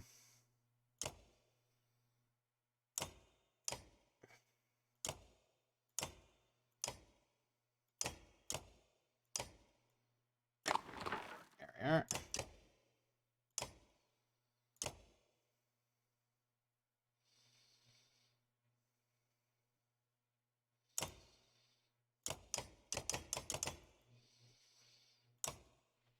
Alright, I'm gonna hang on to some of that renown for down the road.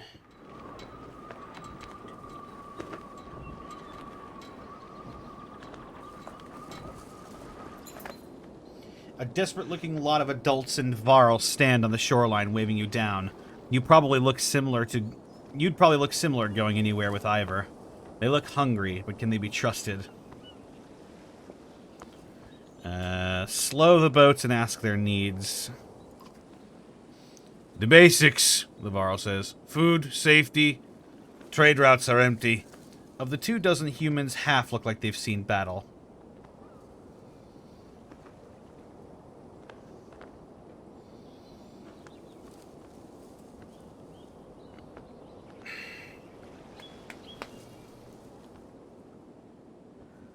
Have I learned my lesson about taking in strays?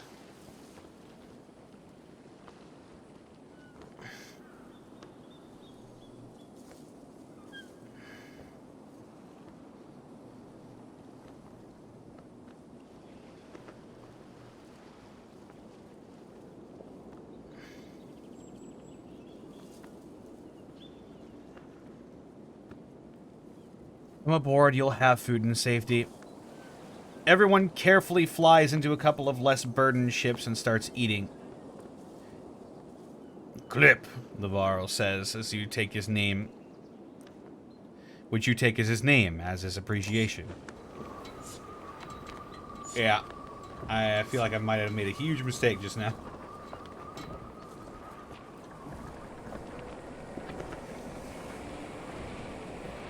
Whee! Into the mist.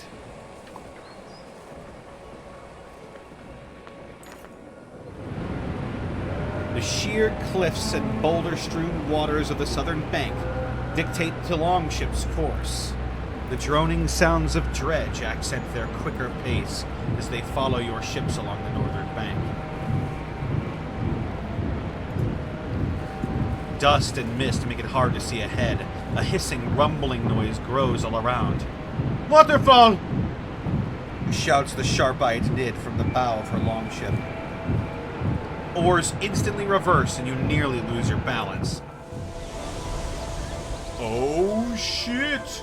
Whoa, whoa, whoa, whoa, whoa, whoa. Oh, animated opening. Look at that banner.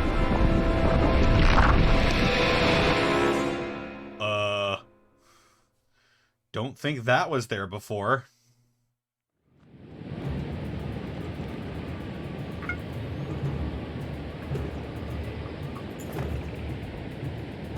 The roar of the approaching waterfall clouds your thoughts.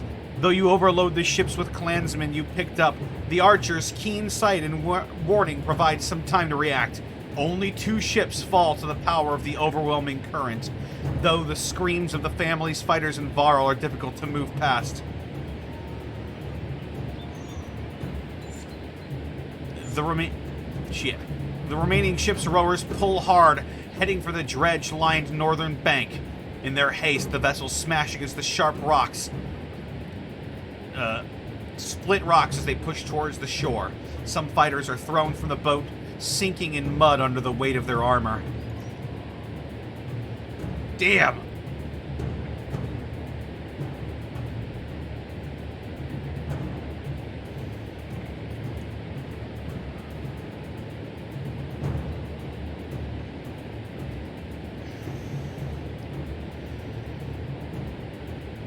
Follow me! We'll push them back! Everyone on the longship jumps out as one. Rocks from slings crack off shields as soon as you're engaged in the chaos of battle.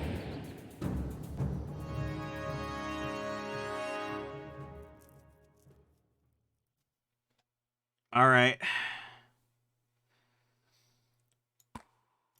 Let's get Ivor out here. Good ol' Ivor.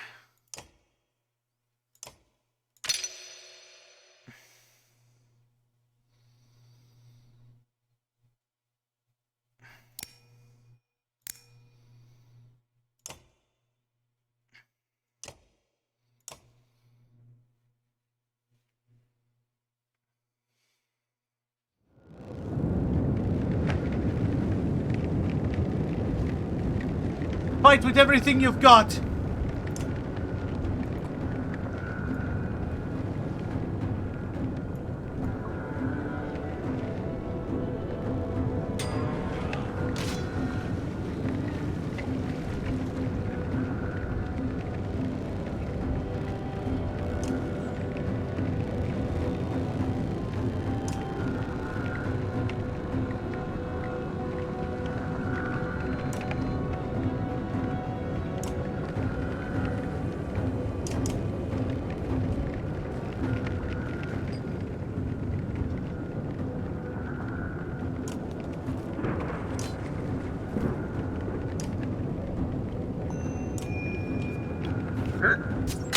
Yeah.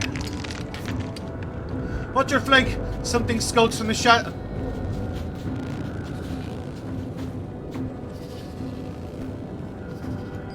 Huh?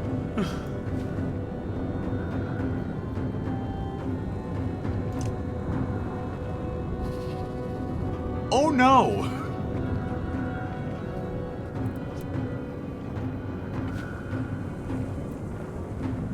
Should really play these games? Yeah, they're pretty good.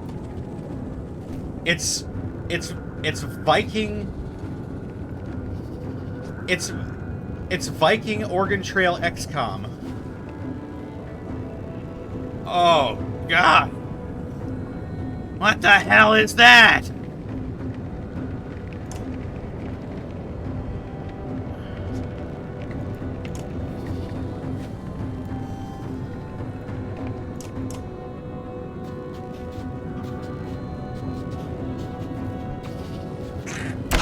Oh!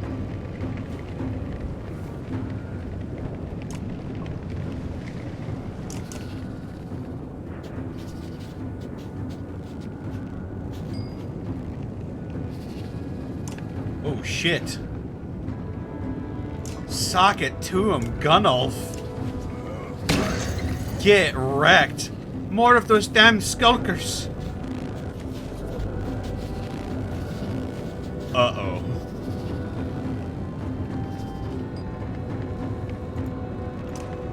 On today's episode, uh-oh.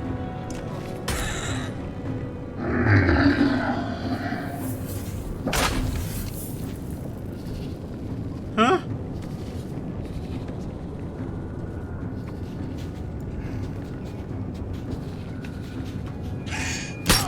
Oh.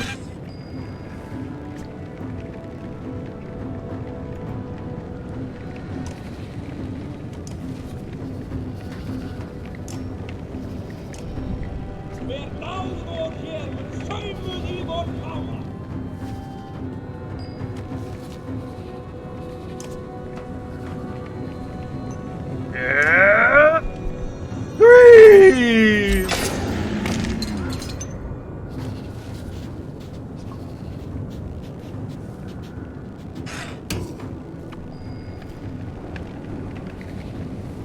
Oh, you've got to be kidding me.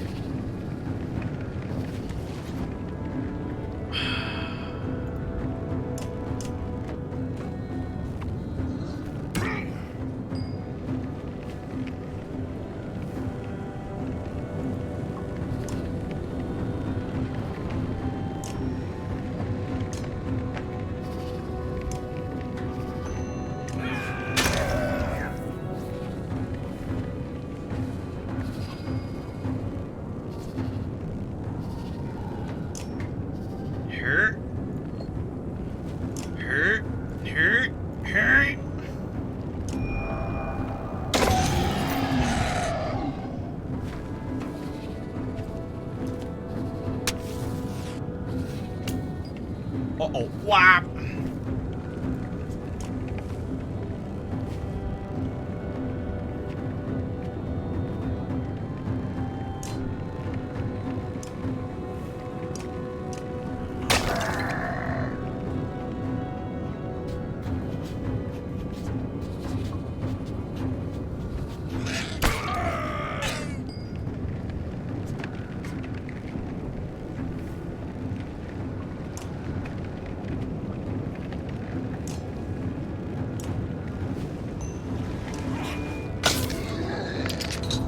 Oh, God. Yeah. Oh.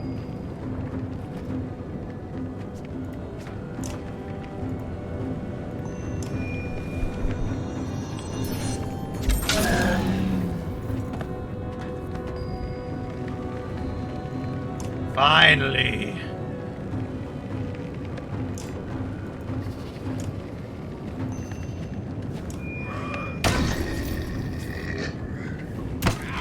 Yeah.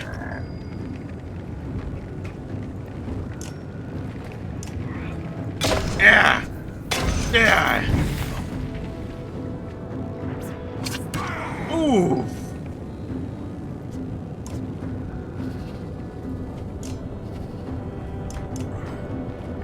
Die.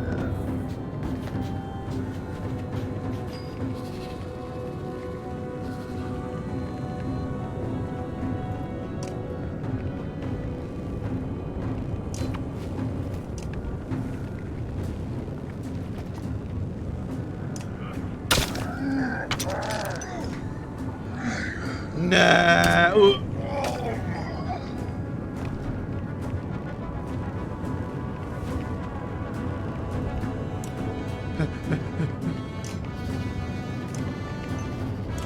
Yeah, die. Wow.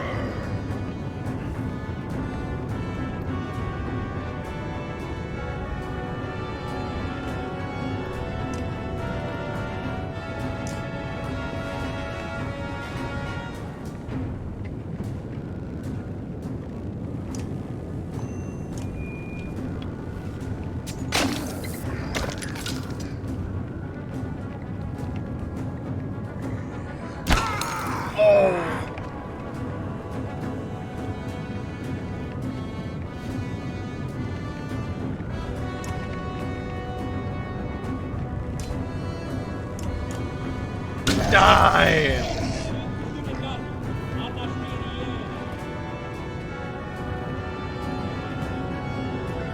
Don't do it! Oh!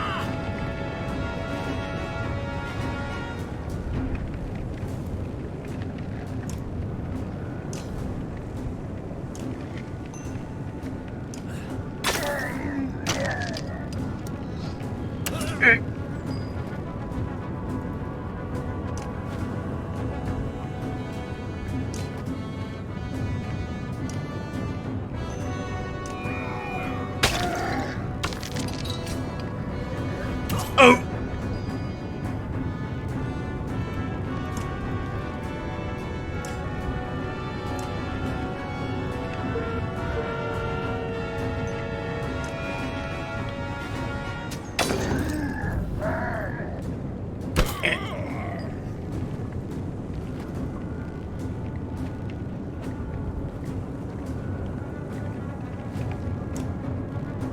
Stop. Get some help.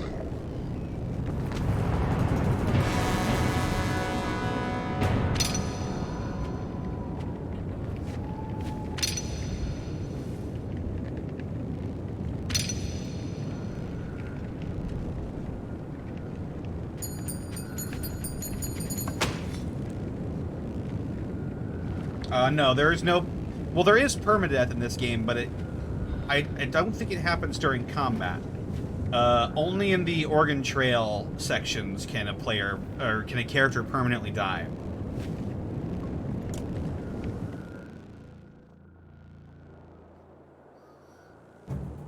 At least as far as I'm aware.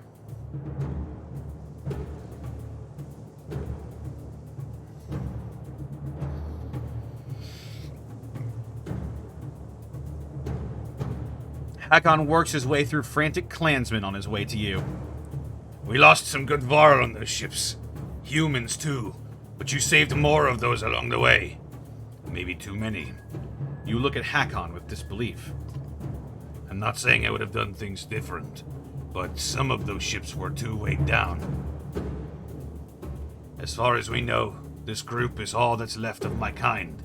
Each Varl death is one step closer to being wiped out. For a moment, the Varl King looks more vulnerable than you've ever seen him before.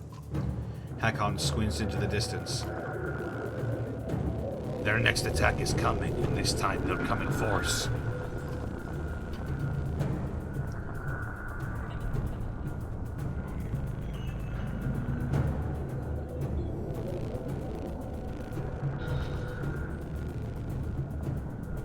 Some characters in Banner Saga 1 can die if they're killed too often in combat.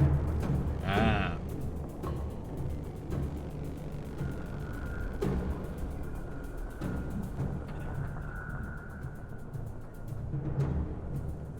Then we should charge before they're ready. It's too late for that, little one, and there's not enough of us to make a dent. Then what? We just wait here until they run us off this cliff? Juno and Avid approach. There may be a way out of this situation. A gamble to be sure, but we believe it's our only chance. Gods, it's bad when a Volca option is the only option. Worse than that, I can't promise everyone will make it. Juno gives Ivan the look. So what's your idea? Ivan sighs. With Juno's help, I think I can get us across the chasm, but it won't be easy. For me or the caravan. I need to help Ivan and calm these people so that they get ready to march when he's ready. You need to keep this area clear of Dredge at all costs. The sound of a war horn cuts her off and everyone turns to look. The Dredge assault begins. Alette, Hakon, you know what to do.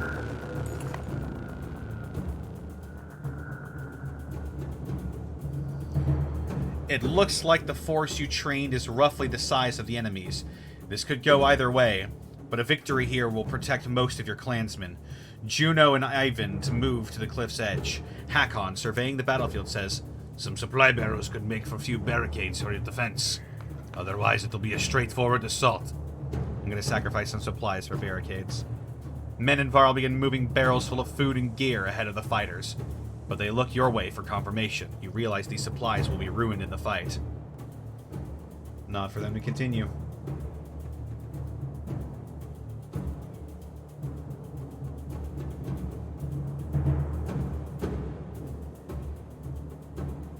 barrels are rolled into place before the fighting begins. One or more of your units is injured. They can still fight, but they have a penalty to max strength equal to the number of days they're wounded. Alright. Let's get Hakon.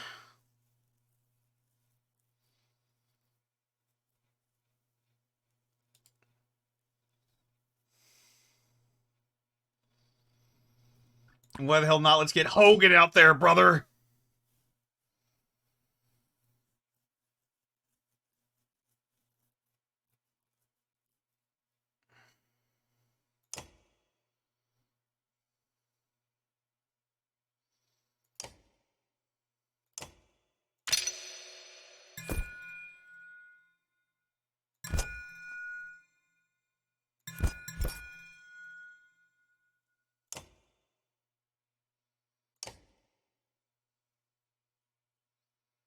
Does his mustache look more full in this game? I can't tell.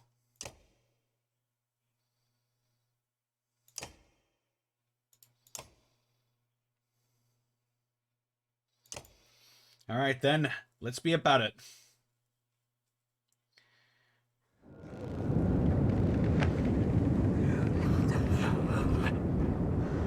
Hold them off. This will take time.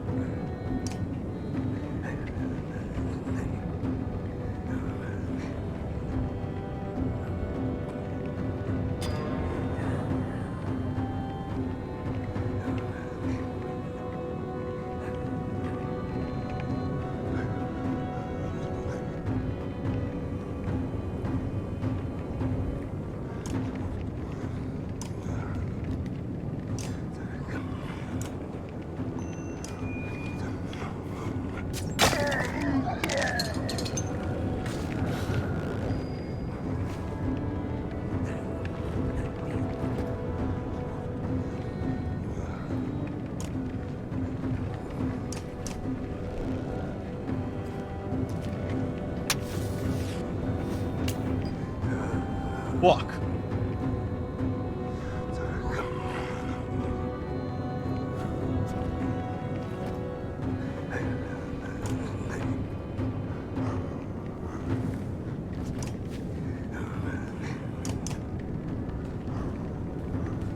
What?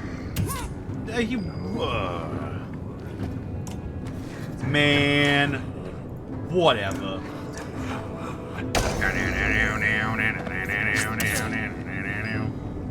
This dredge came up to me. The dredge said that he couldn't get to me, but he got to me anyway. He hit Luton in the face, and I said, whatever.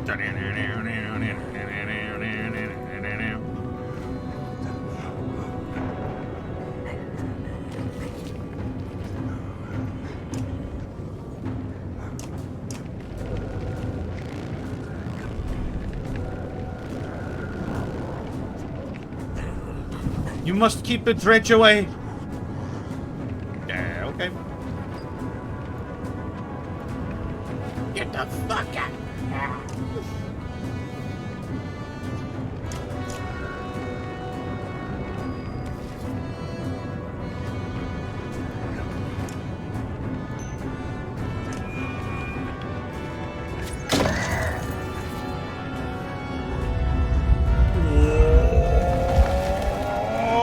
Oh my god, there he goes.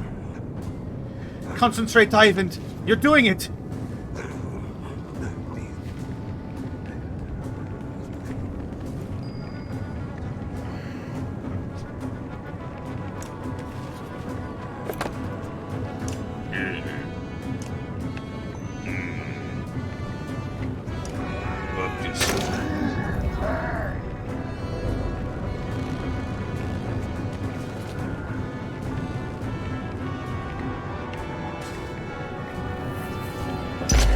Whoa, no! The bombs! The bombs. Oh my god, JC, a bomb!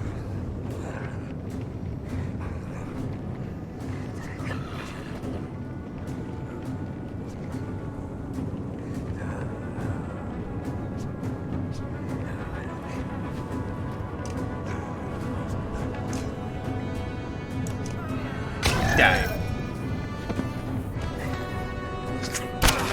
Oh!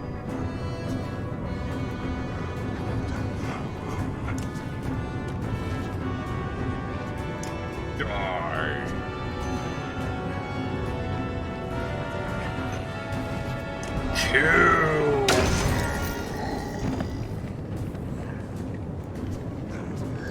Gunnulf is a fucking beast.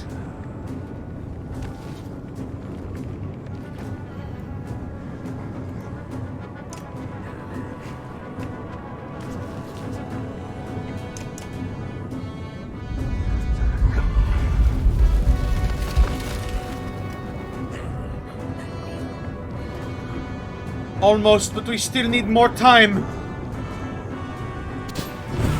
No.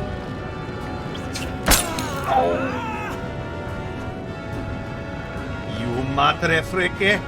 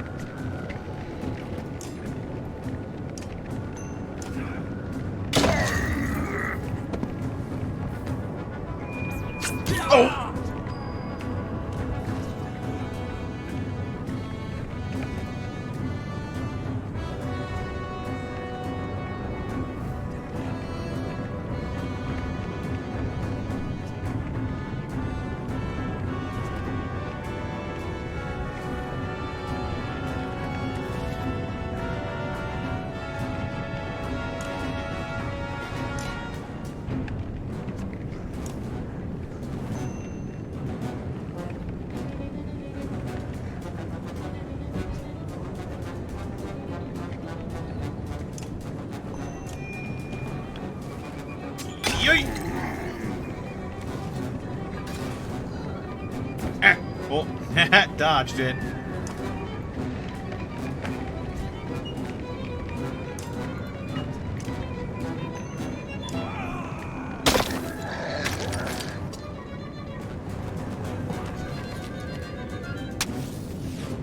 No, the sparky rocks.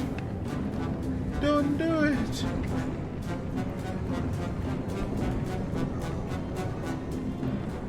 Yeah, those guys got taken care of.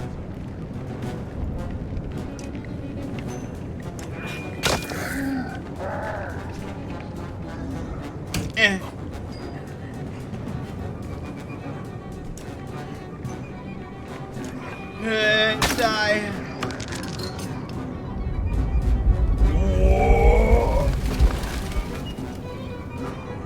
Oh, that should work.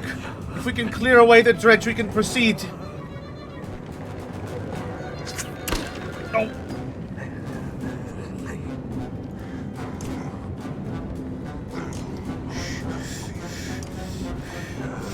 Kill.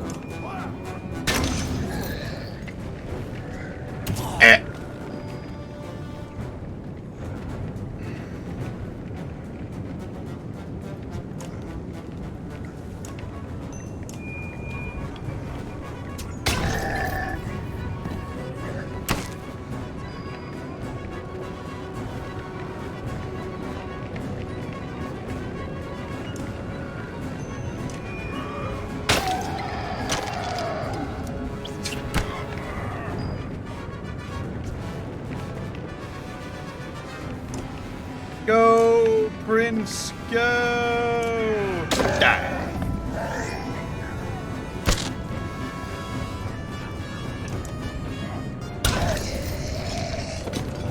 Pillage! Hakon, go over here.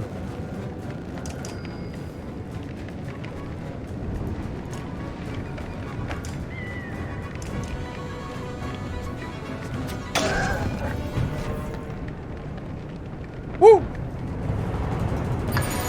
My influence grows.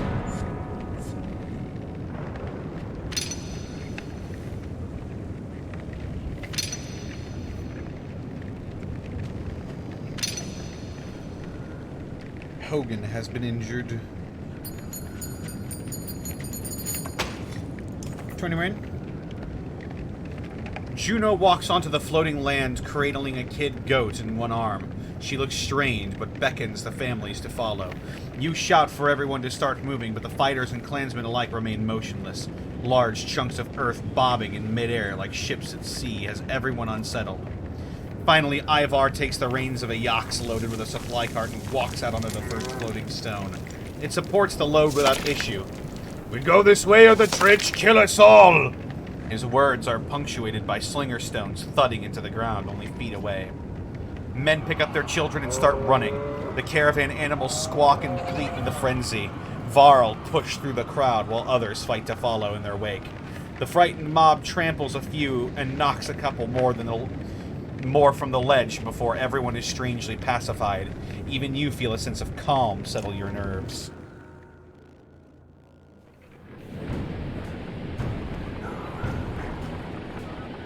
Oh fuck, he's doing it. Herk.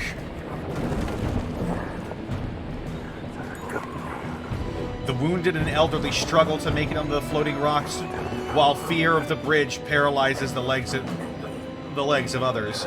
The dredge give chase, crossing onto the bridge without hesitation.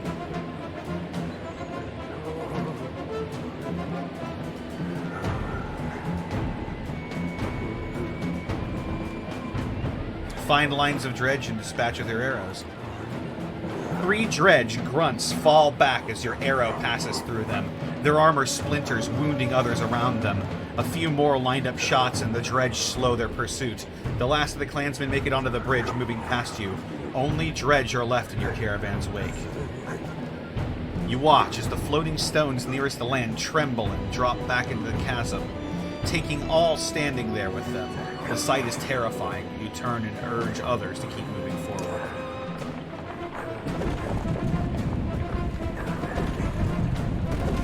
Oh no.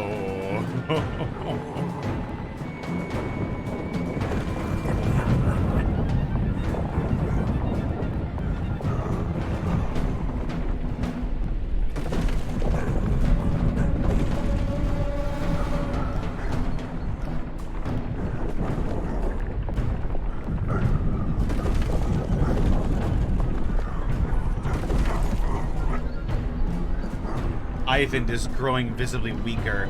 Meanwhile, many in the caravan are stunned by witnessing family members fall to their deaths. The effect is spreading.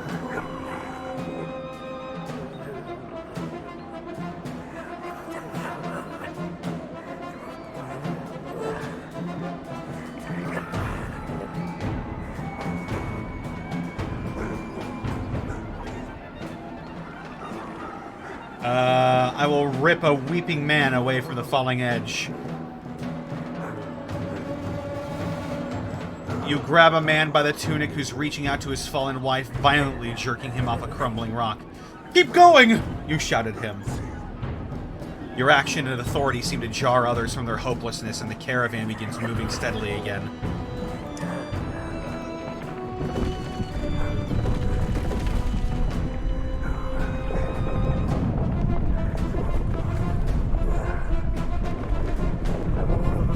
How ridiculously powerful Ivan has to be? At least a 20th level wizard.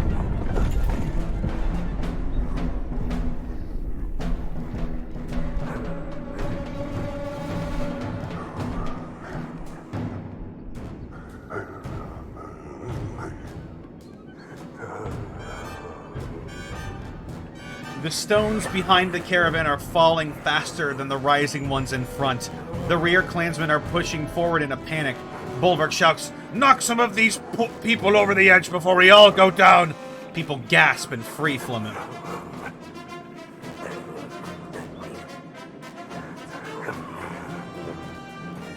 You're carrying too much, Ivor says.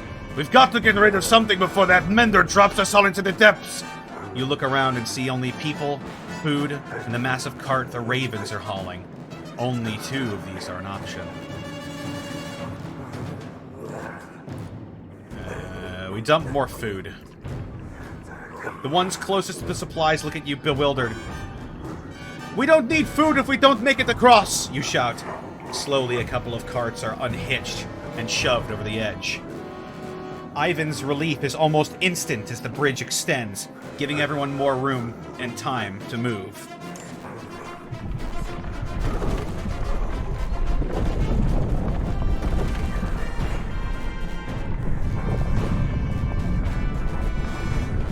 Oh fuck, we're almost there.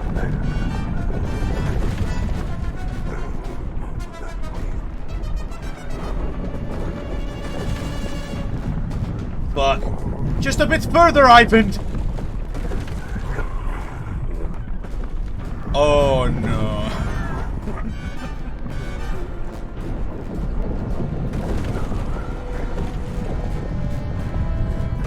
Oh no, no, look at Ormsdollar! Oh no. That whole town is going to crack off the mountainside and fall into this chasm.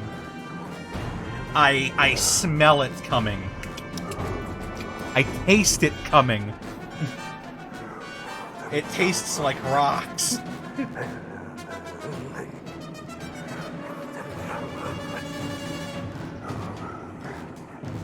Ivan's scream chills you as it echoes off the cliff a mere 100 yards away. Again, the bridge shakes but stays together. When Juno looks at you, her lips are trembling. "This is killing him," she says, "and I won't let that happen."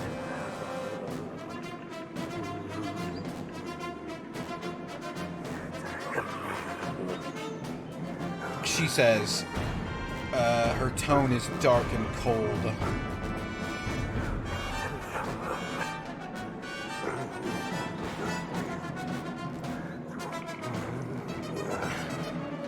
Dump the rest of the supplies? We're fine, we'll dump the rest of the supplies! Thank you. Replace them in Ormsdollar, says Juno. Before returning to Ivan's side, the supplies are dumped and the caravan moves forward.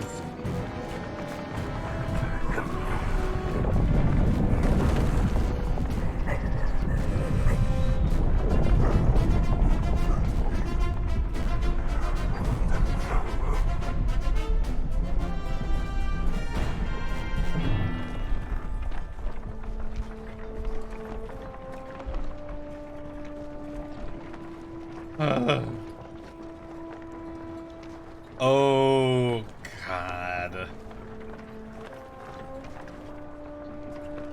Watch your step. It's hard to believe we made it across that chasm. Now we find what's left of Ormsdalr. Once a great trade town at the fork of the Ormsau River. How many lives must have been lost here? Looks like a few buildings might have made it. Whatever caused that chasm completely destroyed this place.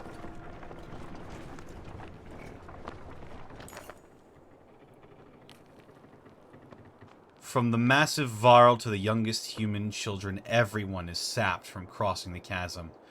Tents are loosely strung up and gear is thrown on the ground and everyone falls asleep. You manage to post a few guards out of habit before sinking down against a crate, wrapping your cloak around you and closing your eyes.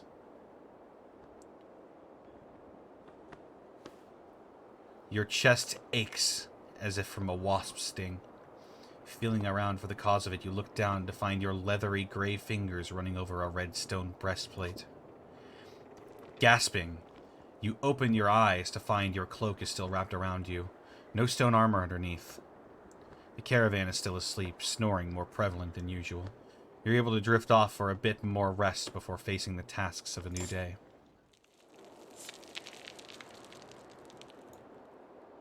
Fuck.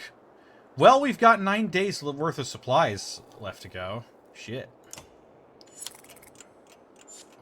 Alright. Who is injured? Hogan. Alright. Rest for one more day. Search the ruins.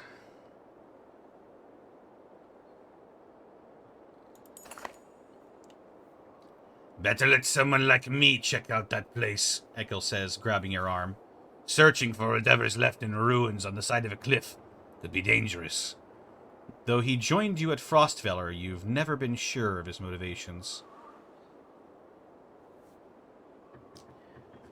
Fine, but take some others with you.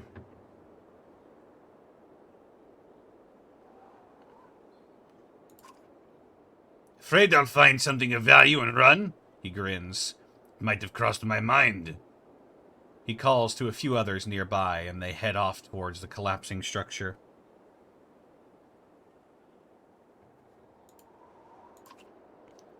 Later, you hear a building collapsing and more dust rising.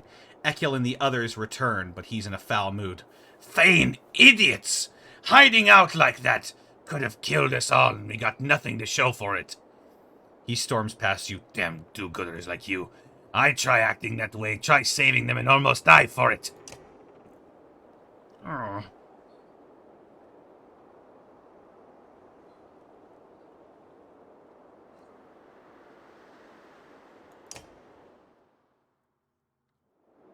Ivor stands stoically by Avon's pallet, watching the unconscious Mender breathing. You took a lot out of him. I never want him doing something like that again. I'll let you tell that to the man who can pull lightning from the sky and lift rocks to form bridges. Impressive as his strength may be, you notice how the use of power has taxed the Mender. He looks older. Where's Juno? I figured she'd be by Ivan's side. Just as Ivor shrugs, Oddleaf abruptly enters the room. Good, you're here. It's the Ravens. They're trying to leave, and some of our people want to go with them.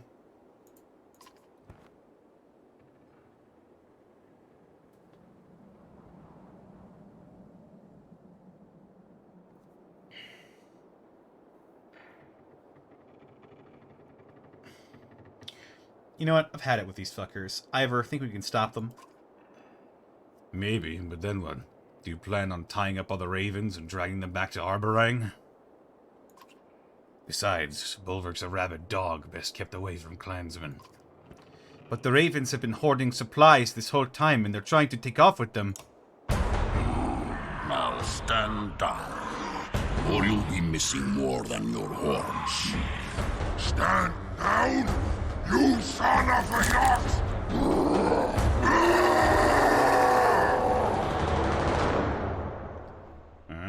Oh, shit.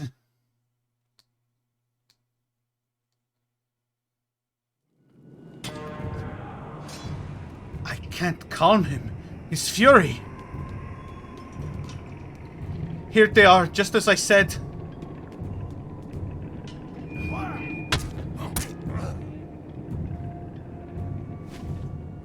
Bulwark's lost his mind. Take him down. Whoa, shit.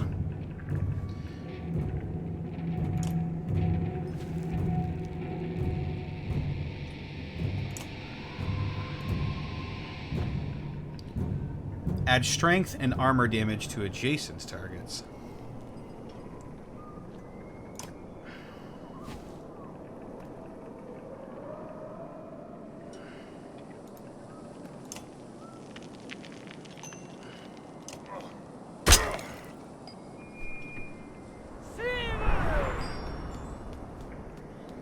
What?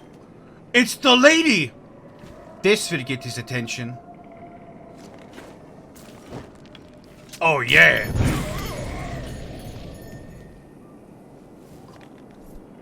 What have you done? It worked! Bulwark, hear me!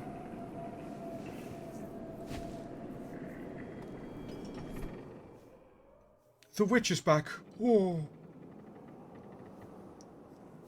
I like how she just left. And now she's back. The clansmen chatter as Juno converses with a dazed Bulwark quietly. Hakon grabs your attention. Get ready for a confusing conversation. Oh shit. Does she look more fucked up than the last time we saw her? She does, doesn't she?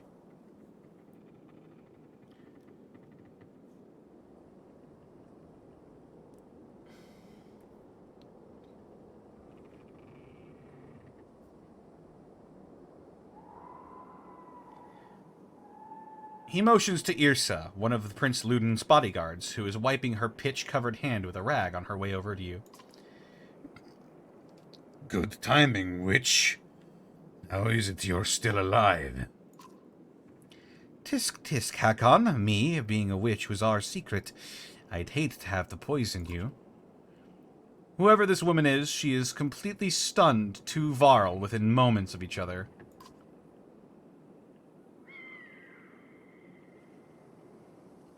I'm Millet, and thankful you knew to do that.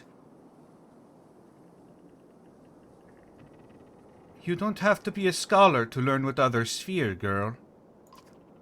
She gives you a curt smile before returning to the prince's tent. Strange, that one.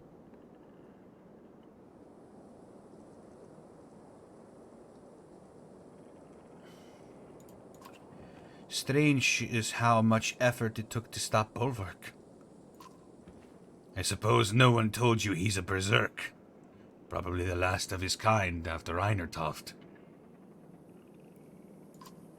The Varl King laughs at your blank expression. Berserks lose themselves in the fight.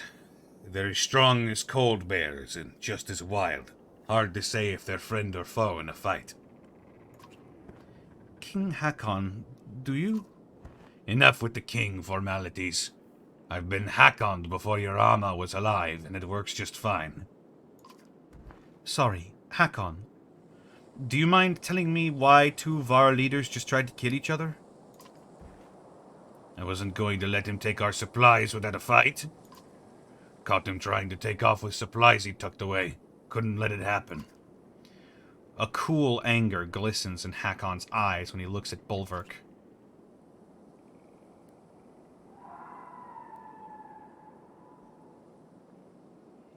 Why does he want to leave?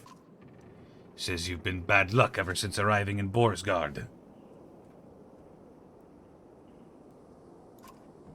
I can't say I blame him for that. The two of you actually laugh for a moment. I'd bet his main reason for leaving is just to be in charge again. Run jobs and keep his ravens in line. Like most of us, he's looking for something normal to grab onto. Whatever his reason, I hate that some of ours are going with him. We've done what we can for them.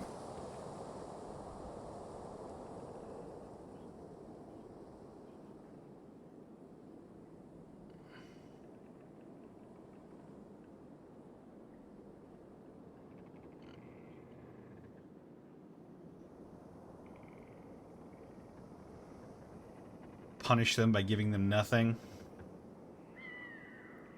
No. I'm going to offer the ravens enough supplies to last a couple of days. We've got a lot of mouths to feed. The ravens can make do with a couple of days of food and live off the land afterwards. That sounds about right. You've got a better head than me for these things. Now let's see what we can find in what's left of this place. Chapter 9. Cast to the hone in the air. Holy fuck! Also, loving the animated sequences in this one. There's a lot of them. Oh! Oh. Okay. Alright. Okay. Okay.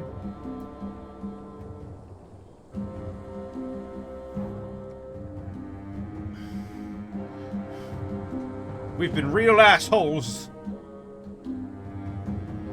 And now we're playing as them.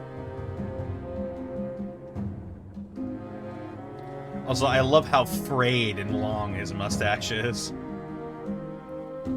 You glare at the clansmen and Varl settled among the ruins of Ormsdalr and feel the rumbling growl in your chest.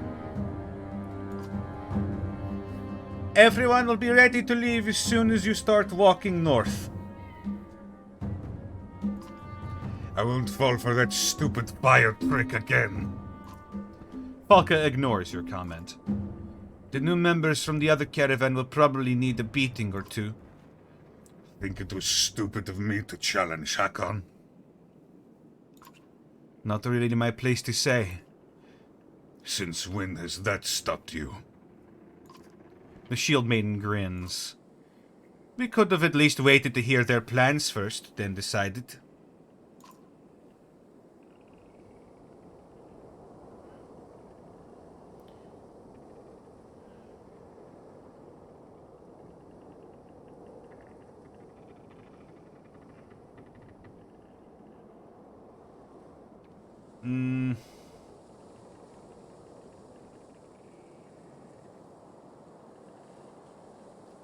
You play it too safe.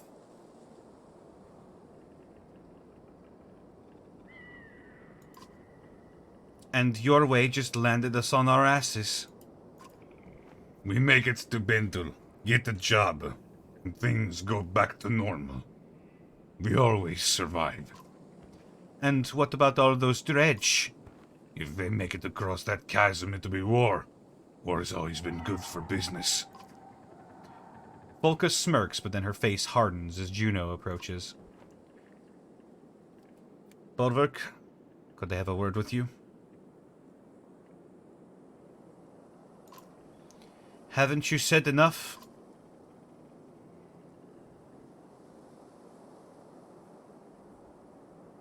Let's be in character.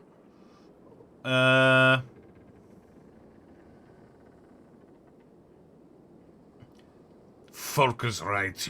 We're done talking. Juno looks both calm and perturbed simultaneously. She stares at Folka for an extended moment before the Shield Maiden turns to leave. I'll finish packing. What do you want? I know your ravens need work. Without work and coin, that banner of yours is worthless. You step towards her, towering above the tall Volka, though she stands resolute. In Borsgard, we made an arrangement for you to protect this large cart until we were away from the dredge threat. They're across that damned chasm. The job is done. Agreed. But the cart you've been hauling has become too troublesome. It needs to be sunk into the deepest waters around. You grunt in disgust. Valka's secrets. You would turn down the Mender Council's coin? What's in the cart? If you needed to know, I would have told you. Suffice it to say, you have a Volka's oath for a great deal of coin once you have sunk that cart. The Brew River northwest of Bindel is my suggestion. And if I just leave it in the woods somewhere? I will know, as will the other Volka. Besides, the ravens always finish their jobs. That reputation means everything to you. You growl, but she's right. Fine. The Raven's oath. It'll be done. Juno nods and walks away. Falca watches her leave and returns to your side.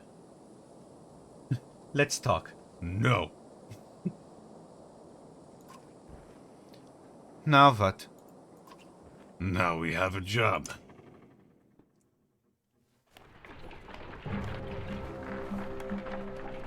Oh, the much smaller black banner, eh? Hell yeah.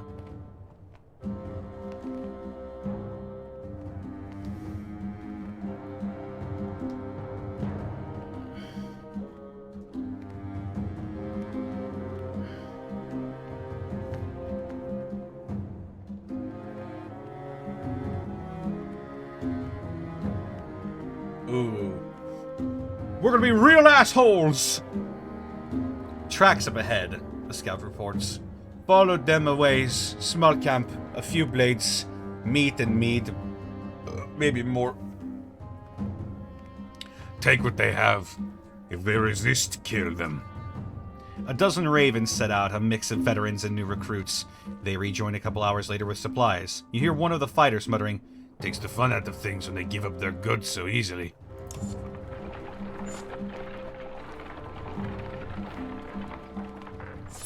We have 0 clansmen.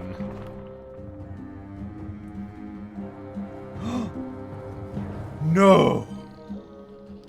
Mogan, you didn't!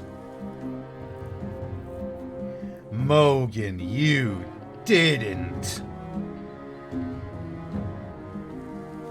I don't believe this. Just because you weren't pushed as hard as your brother Hogan?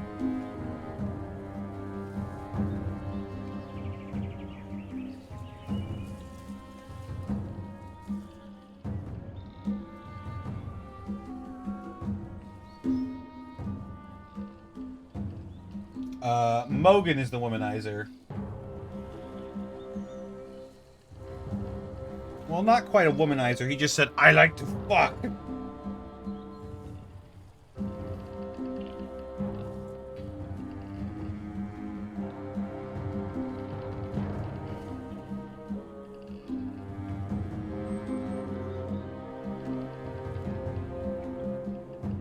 I like to fuck. And women like fucking me. It's the scar.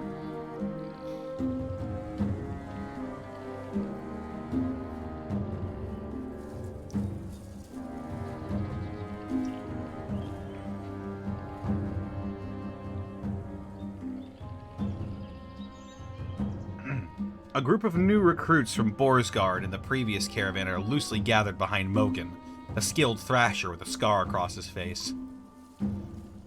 Felt like a good time to introduce myself. Mogan.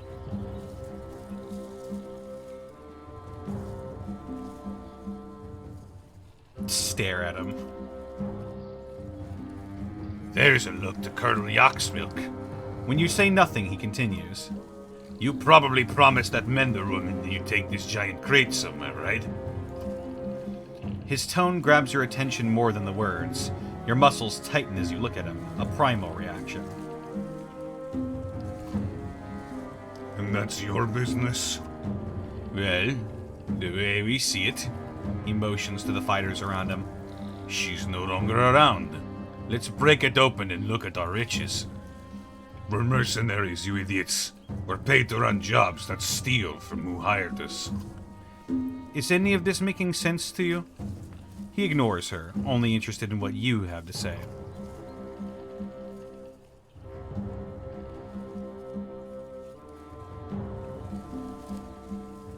The cart stays closed. Look around, Bulwark. The world is ending. Oaths don't mean a damn thing anymore. The man's words are fading behind a growl in your chest. Take one more feigned step forward, and you die. Nervous glances between Mogan's posse. A couple of fighters step away, followed by a few more. Pathetic. But not a bad test to see what your new recruits are made of, right?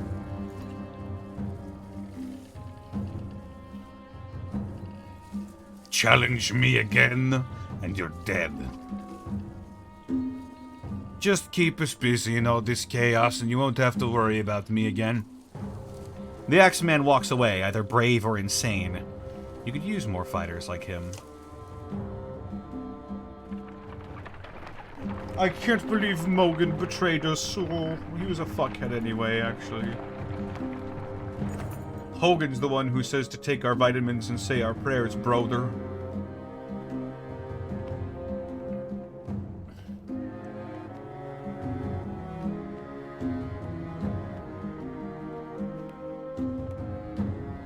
A commotion draws your attention into the nearby woods. You're surprised to see a small group of dredge, some which you've never seen before, engaging one of the new recruits from Borsgard. How'd these feigned slags get here? You ask, though no one has an answer. Oh shit, look at this guy.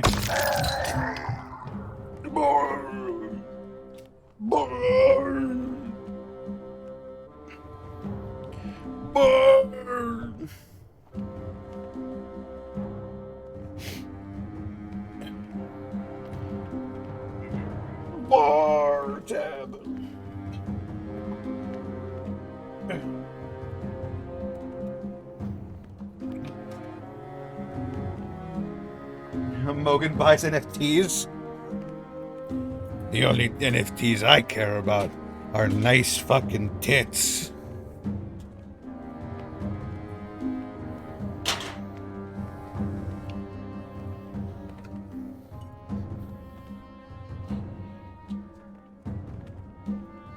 Oh. Shit. Wow.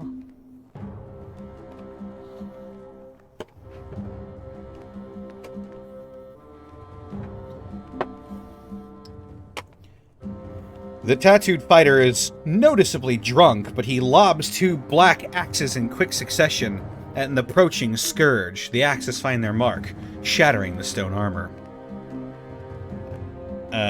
Continue watching the man's performance. The man throws another axe, again scoring a hit. His confidence is bolstered to the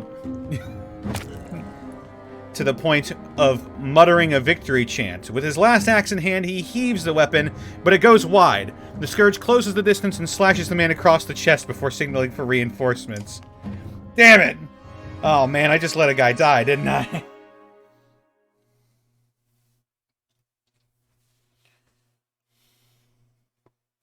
Who the fuck is this guy?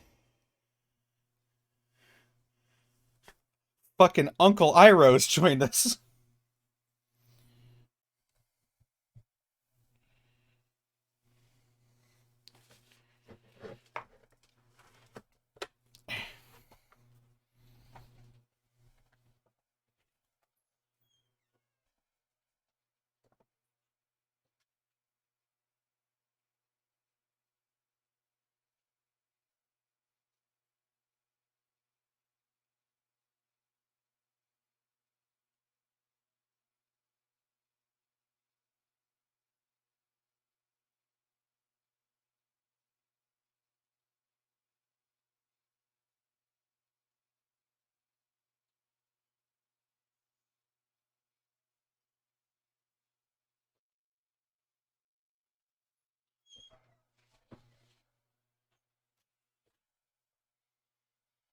Yeah, give me a sec.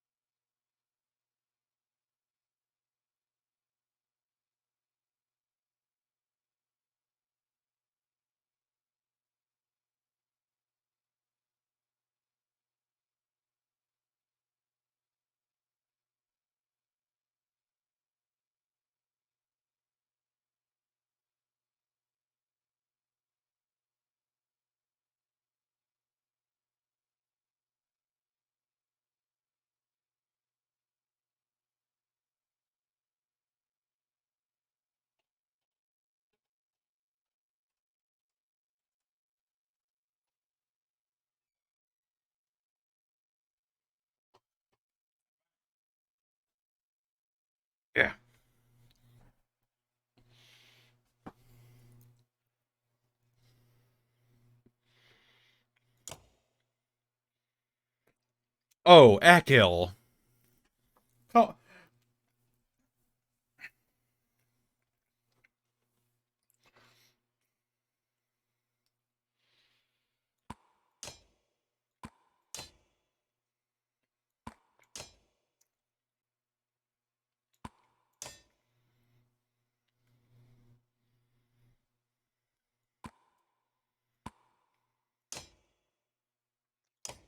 Let's see what Uncle Iroh's got to say.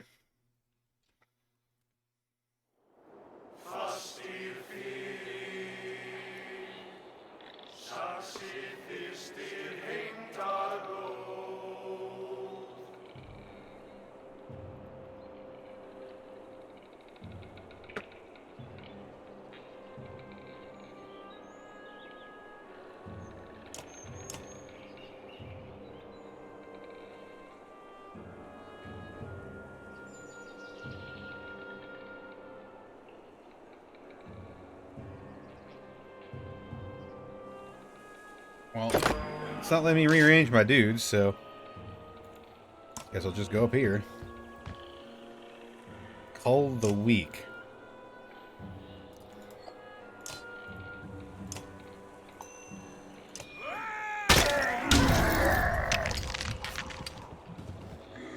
Why is it detecting my funny controller? Maybe he's okay. Who knows? Hang on. Yeah.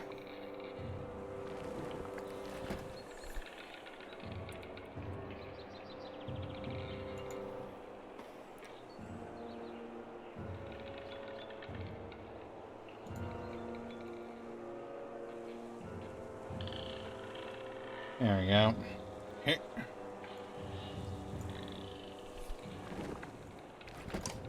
Go, shield lady.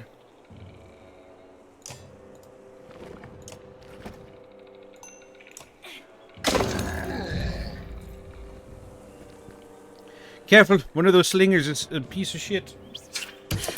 Whoa. A kill.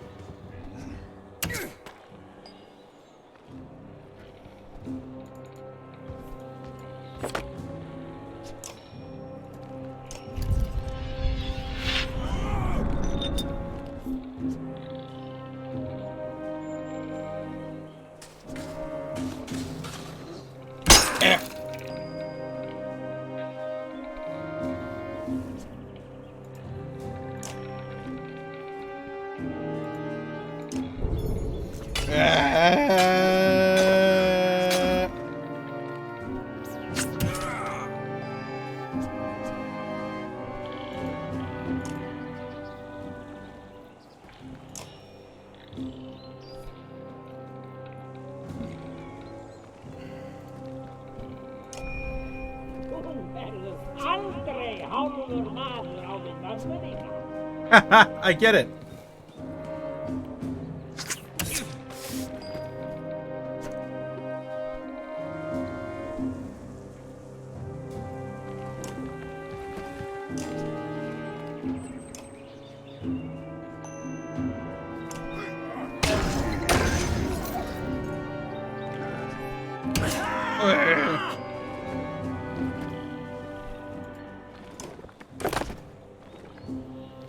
What is this?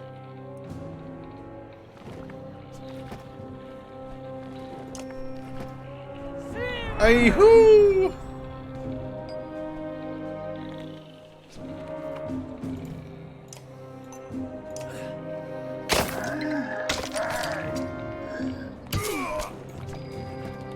What? I thought you said it was protected from attacks. God damn.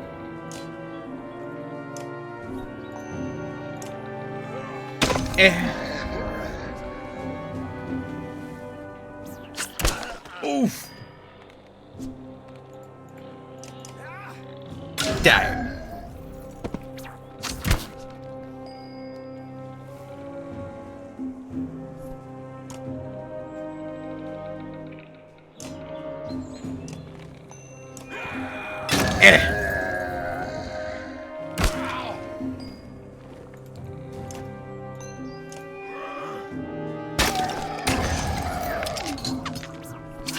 Oh!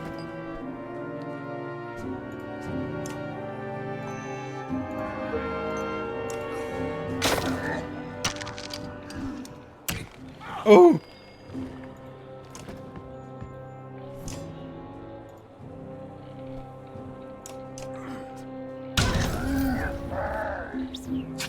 Oh!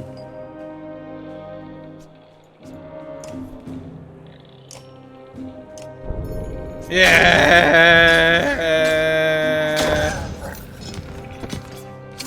Oh!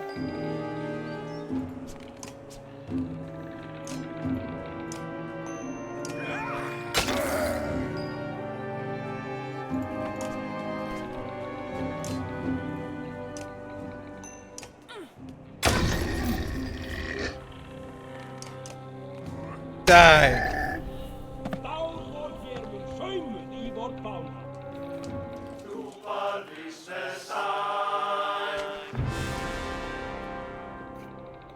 My renown grows.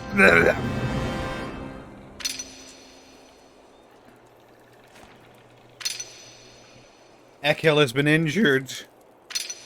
Bolverk has been injured.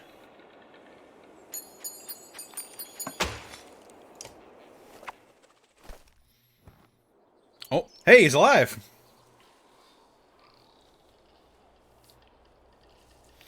The axe-throwing mercenary slowly gets to his feet, gently rubbing his bruised chest. Damn. Broke my favorite flask. And just when I could really use a drink.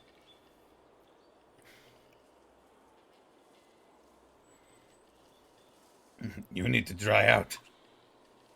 Ollie starts laughing. Trust me. I'm as worthless as a brothel in Grofheim if I'm sober. Grofheim's gone, you fool. Fame me. You can't say anything anymore without defending somebody. You stare at the man until he backs away. Did he join us? Some of our heroes are injured and needs to rest in camp.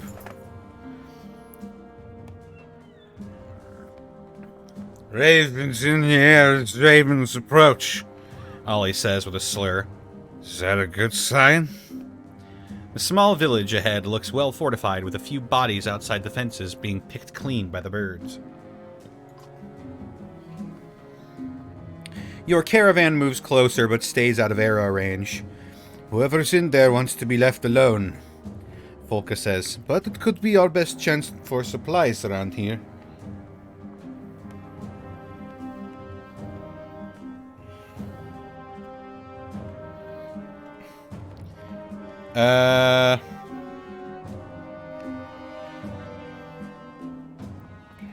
Approach the village stating my needs. We'll give him a shot.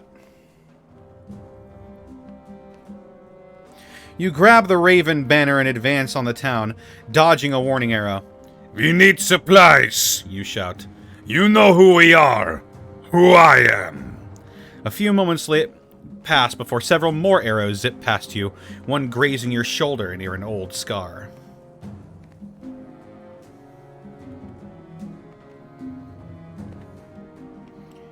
Begin the Raven song and charge, of course. The Ravens pick up the song, crooning harmonies which unsettle the villagers as you all rush the barricades in a solid wall of shields and fury.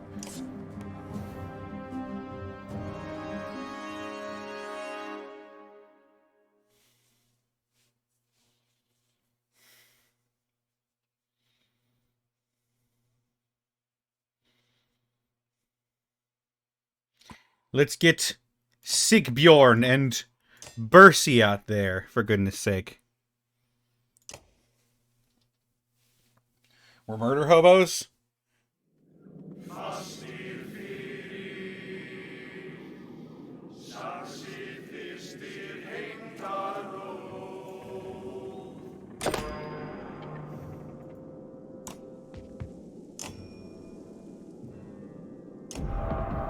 Wow!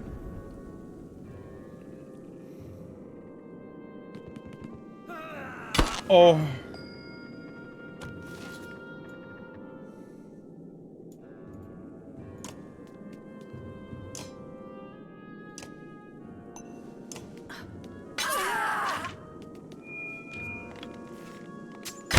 No!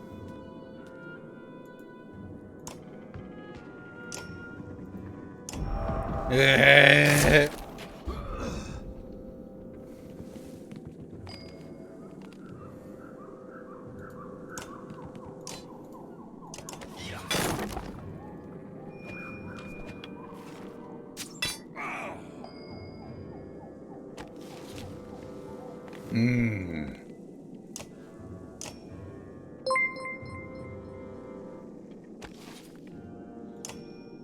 Well, Bracky, thank you for the raid with the party of 20 Rain. How's it going, everybody?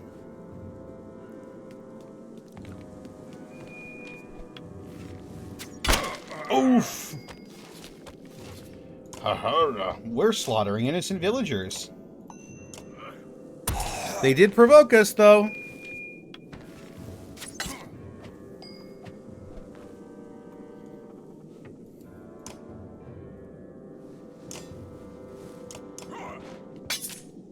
What? Oh.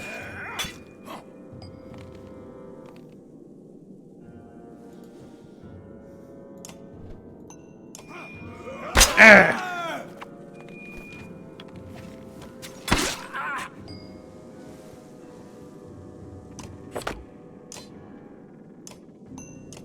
Yeehaw!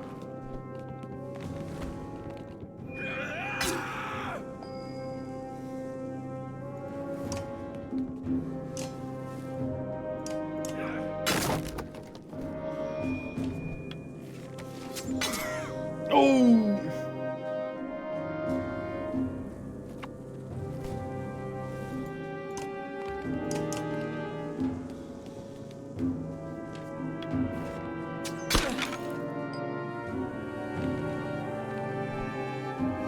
Da da da da da da da da da da da da da da. Hoo yeah!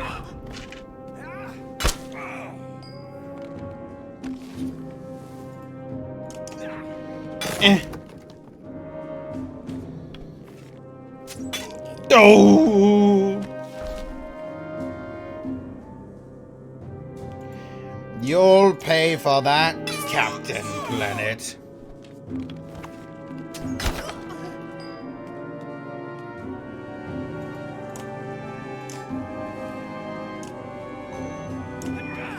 Mogan kill.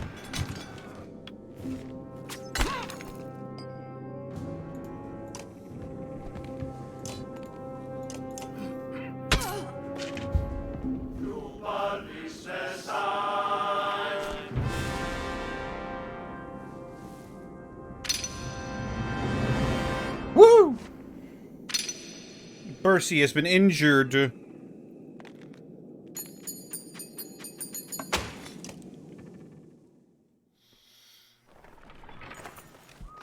You kick down the last of the barricades to find a dozen or so remaining villagers huddled together.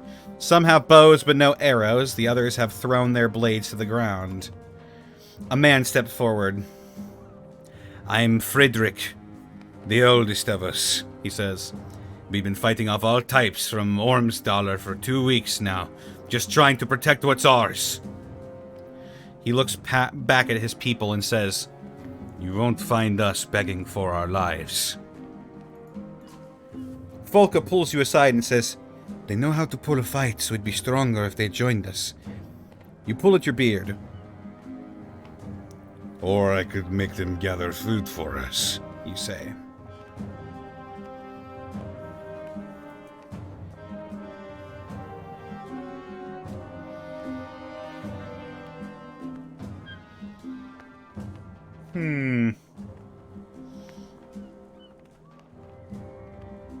We don't have any clansmen, so this might be a prime opportunity. "You're coming with us, without your blades and bows." And what, be your feigned slaves? Frederick turns to his people. Is that how will be remembered? They all shout, Never! And attempt to grab their blades, but you and the ravens cut them all down with practiced ease. Should have known that wasn't really an option, Volka says and walks off to look around.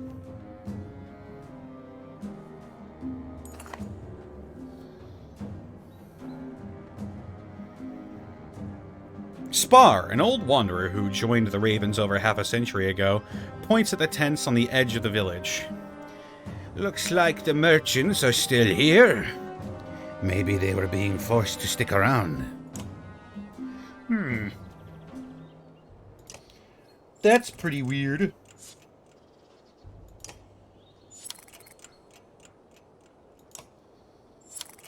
There we go.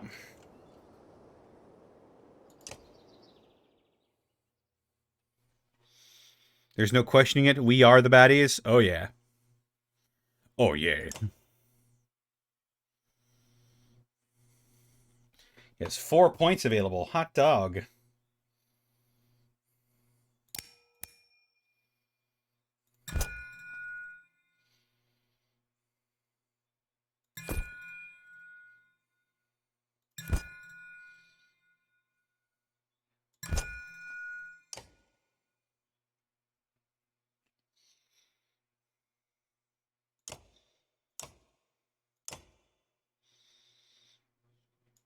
Volka.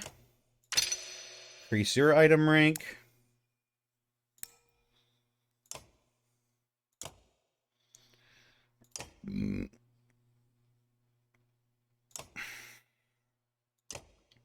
And let's go with Krumer. Why not?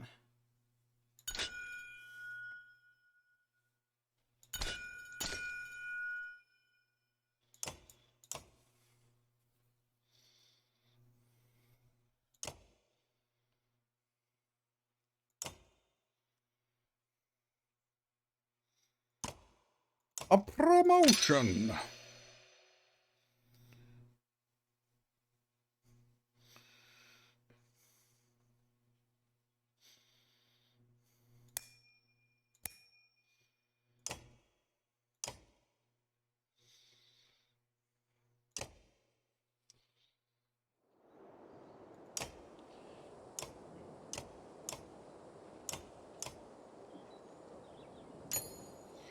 Let's get what we can from our supplies.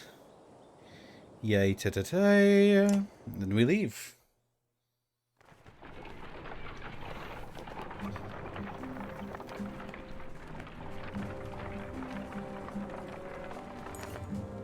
A scout points into the distance with a smile on his face. Walking in that direction, you begin to hear the strangest bickering between two Varl.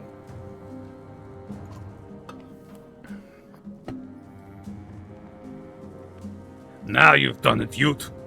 Says one Varl with a large shield and spear. Kept on until others heard and came nosing about. The other Varl glances your way, nods politely, and walks towards you while shouldering his axe. Don't mind my brother Naka. He's a warrior. Naka steps forward and shoves the other Varl with his shield. Ute, Varl don't have brothers, and it's warrior. Folka looks at you with amusement and confusion. None of the other ravens seem to know how to react. Are you two addled? Not the nicest way to say hello, Naka says, extending his hand in greeting. And if we were addled, Yut adds, stepping forward and swatting Naka's hand. Would we even know it? Naka says, Well, you wouldn't, Yut, but I'd know. The spectacle continues, and most of the ravens are now laughing at the absurdity. Kill them. I'm not sure what you're after, but we're not sharing food. Yut shakes his head. We're not after food, are we, Naka? Naka says, No. Well, yes and no. Yut agrees. Yes and no, that's right. We'd fight with you. Naka interrupts. For you, we means. Yut looks annoyed. Naka, we'd fight for food, but we'd fight with this lot. You can join if you'll shut up. Thank you, Naka says, but just Yut slaps a hand over his brother's mouth. Several mercenaries snort, trying to hold back laughing. The two Varl smile like fools and fall in line. You know, that's fun. Wouldn't mind seeing irons fly. If only once more.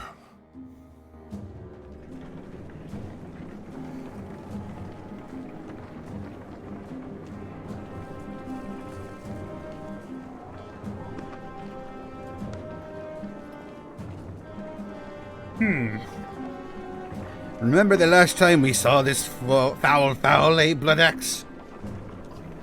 Shut up.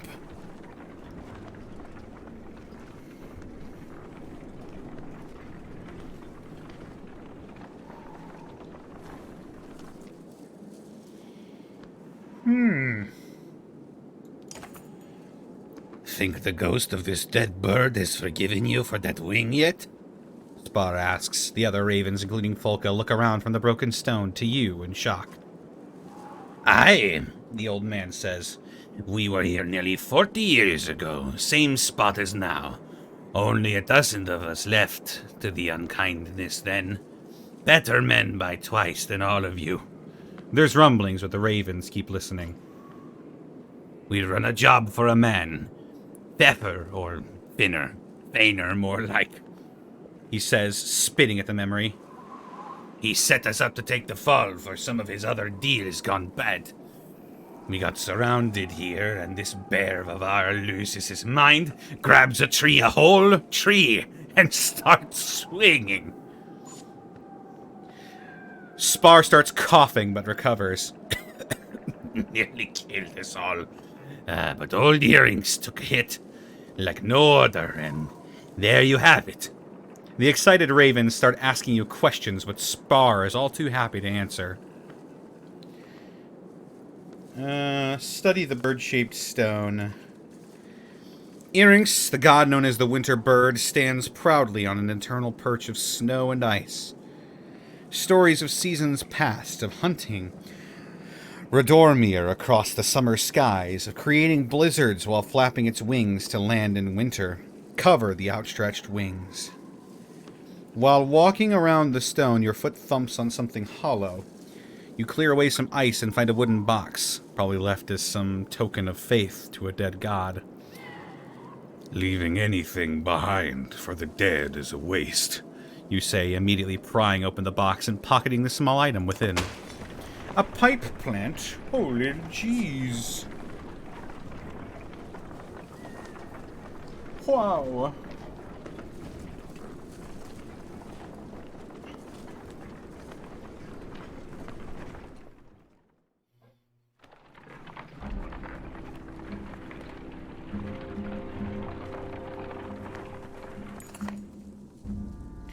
Cold creeps under cloaks and forces the ravens to huddle together as wind whips around you.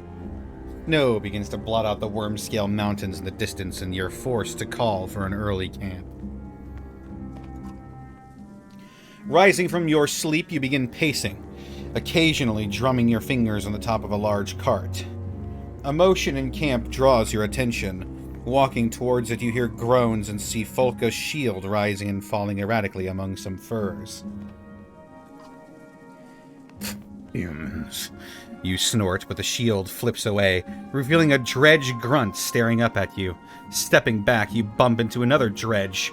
Looking around, the entire Raven camp is a swarm of stone-armored bodies desperately reaching for you. When your axes lash out through nothing, you realize you are dreaming.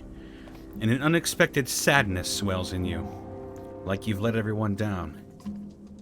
A few of your ravens are watching you, smirking, but your growl makes them look away.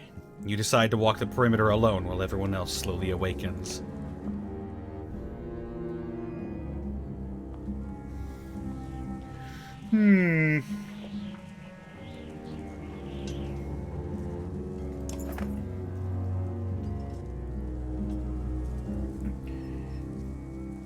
Here for another pissing match? Holfi, your quartermaster, asks. Or are you begging me to show you how to really carve up some foes? What can you show me? Lots of neat little deadly tricks, Holfi says, walking into a large tent. Try to keep up. You're a berserk and we're all impressed, Holfi says before spitting. But if you lose it out there in a fight and start killing your own, well, then you're just a pain in the ass. So let's start with you and the Shield Maiden. You consider what he's saying. You feel up to the challenge? Yeah. Then start swinging, Holfi barks.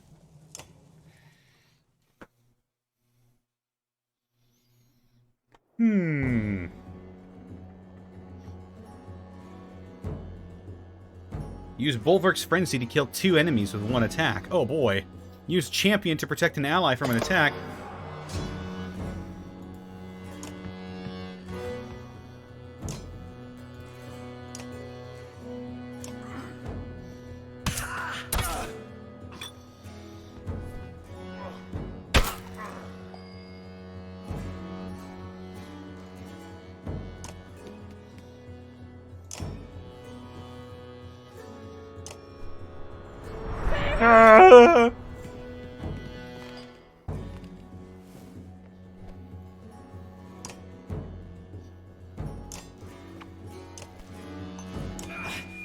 Eh.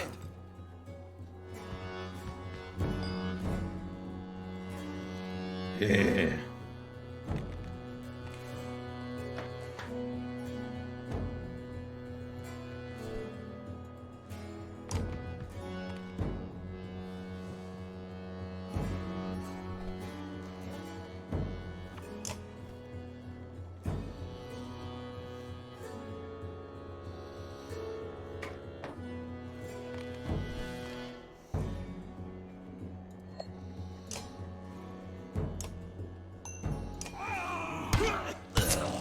Ah, fuck.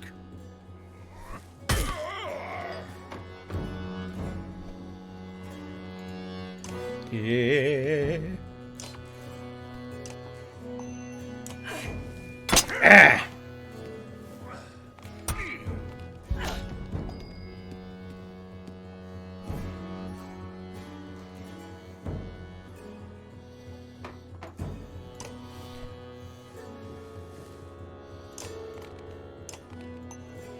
Heat.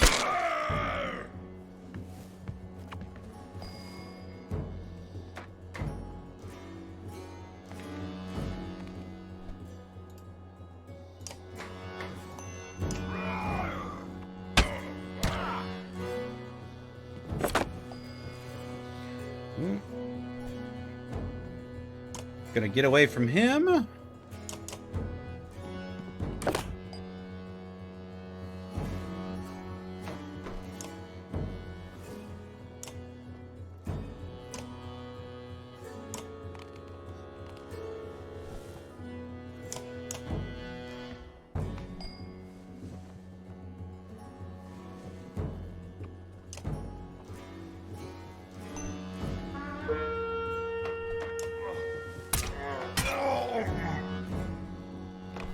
Damn it.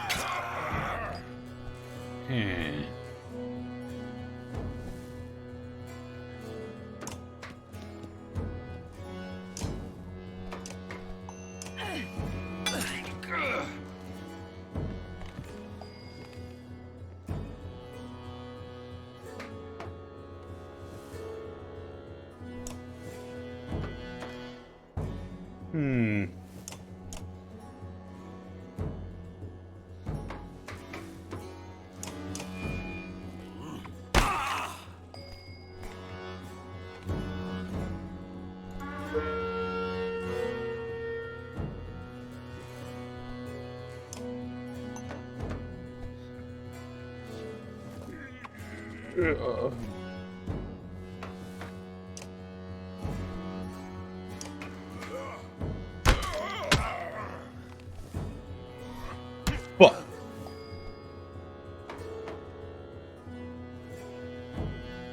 Man, this shit's hard.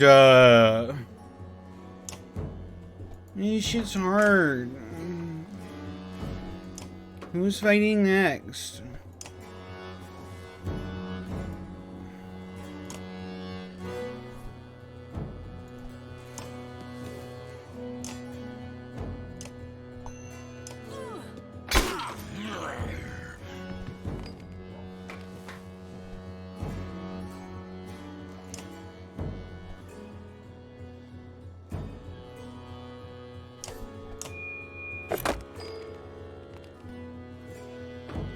Why do they keep getting motherfucking... Ugh.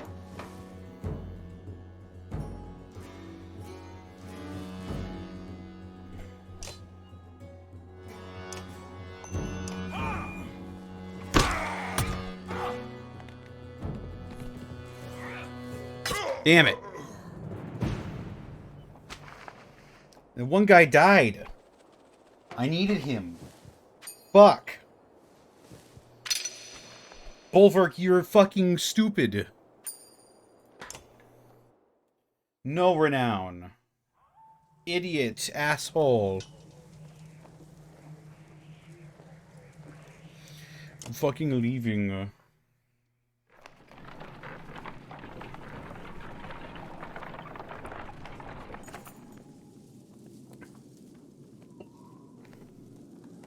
Around to hear you yelling.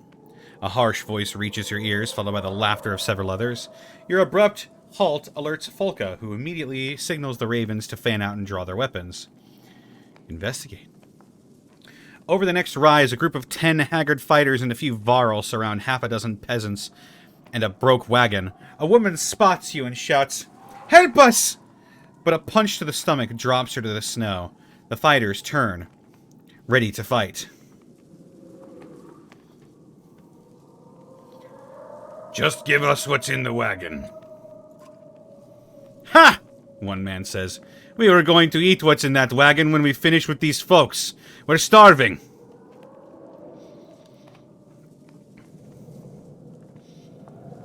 Then you'll die hungry. Charge!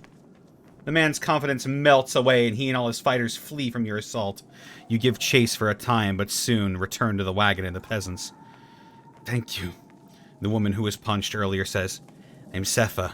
I know you don't want us around, but if you're heading towards Bindel, we'll follow your path. Fine.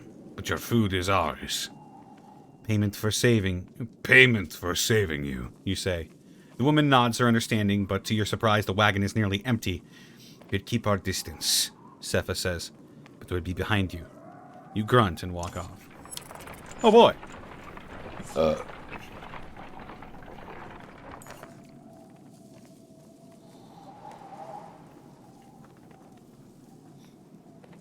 A couple of Raven scouts take off to check out the cluster of tents ahead.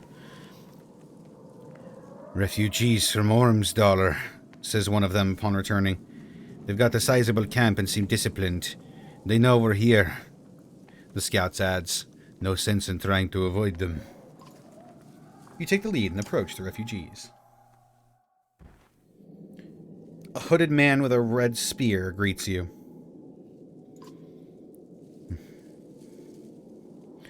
My name's Bach, and this is Lofen, your bulwark of the Ravens, and is this your wife? You are confused as much by his question as by the fact that no one is with the man. Varl don't have wives. The man gets a distant look in his eye. That's too bad. A wife can make you twice the man you were on your own. Well, he's never been a man. A bear at times, but he's mostly Varl. And I'm Folka. Nice to meet you, Folka. I'll get to my point. I'm leading this large group of trained fighters and tradesmen from Ormsdollar. We are looking for a new home. We've done what it takes to survive out here, but they're starting to lose faith in me. You want us to reinforce your control? No, I want you to take over. Lead us someplace where we can live. Lofen and I weren't meant for keeping others alive. What do I get in return? For one, we won't kill you. Bach smiles, but there's no humor in his eyes. We'll share the food we've collected and fight alongside you should there be a need. He stops and confers with his spear. Spoiling you, Lofen is. Will even spread word of how great the Ravens are. We'll take you as far as Bindel. Bach kisses the metal of his spear and smiles. You have my thanks. Oh, Lofen thanks you as well. Oh boy. People to gather berries for us now. Bindle. The unyielding snowfall is proving too much for the humans who now vainly attempt to follow your large footprints. In truth, the sky and your surroundings lack enough contrast to know where you're going. And it's cold. Trees over there, Folka manages to say, motioning with her spear. The foliage blocks some of the wind, but does nothing for visibility. With no other options, you burrow into the snow, cloaked in your bare fur. Please! Lightning. Someone pulling in the energy. Painful.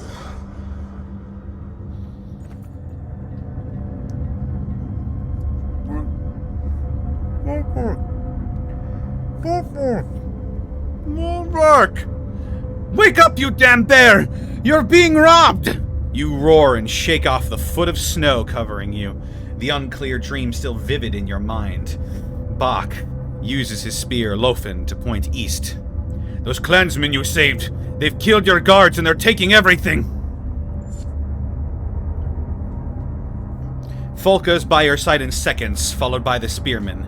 You sprint along the snowy path of stolen supplies straight into an ambush by bandits, originally harassing the clansmen.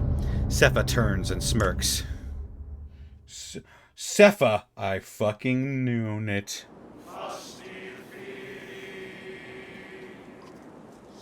Stealing from the ravens? You must have a death wish.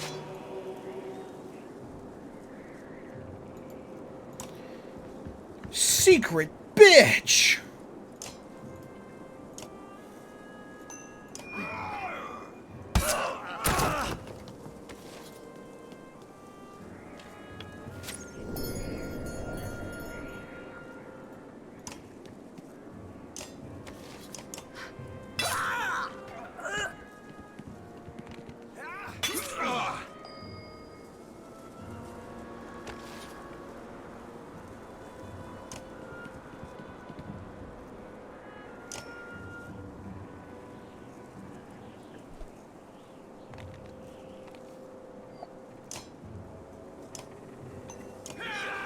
Kirk.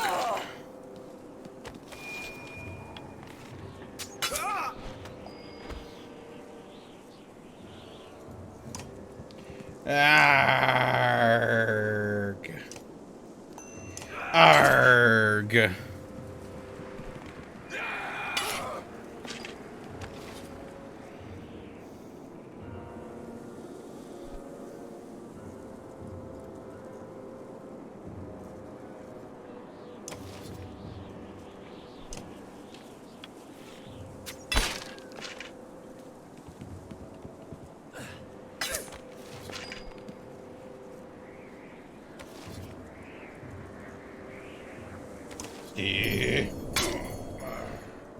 Fuck. What? Oh, come the fuck on. Really? Son of a bitch, dude.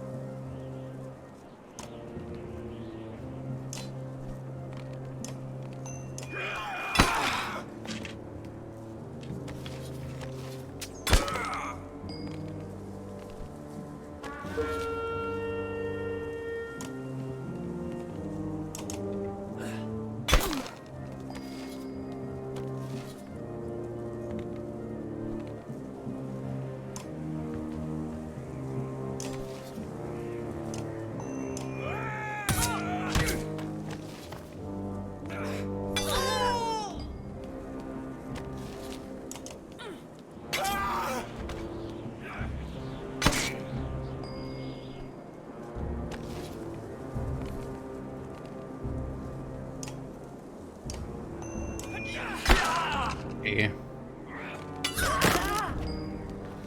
Oh, fuck, the shield!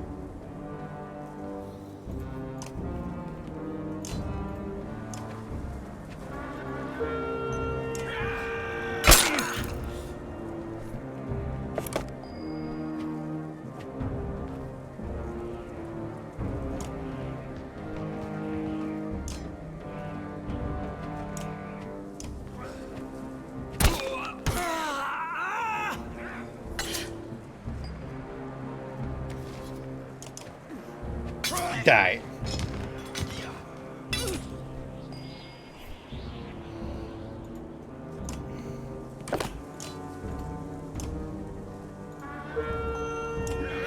Random Mook go!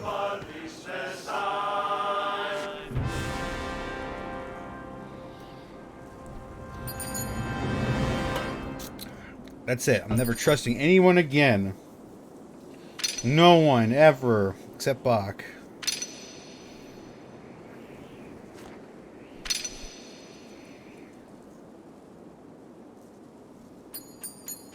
Getting betrayed is stupid.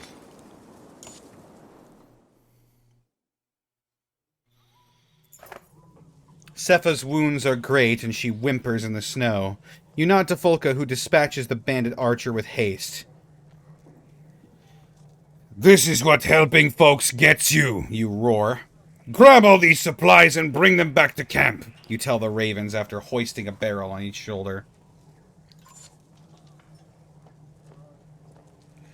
Need a sleepy.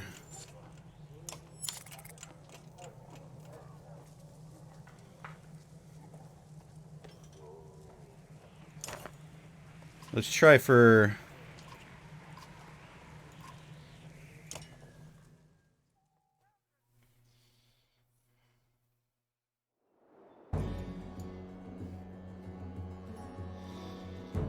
Use Bulwark's ready to kill 2 enemies with 1 attack. Use Champion to protect an ally from attack.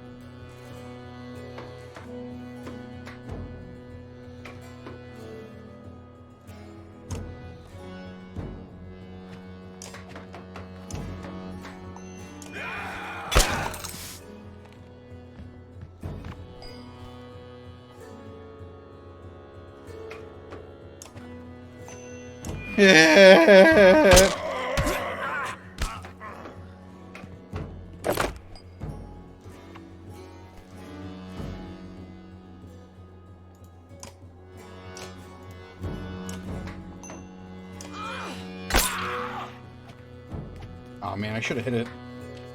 Should have hit him for health, I think. Damn it! They keep hitting goddamn Loki over here.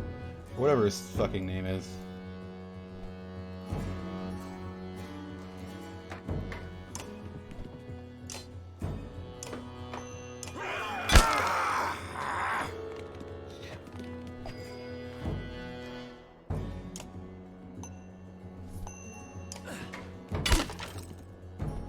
Why didn't that... Oh my god.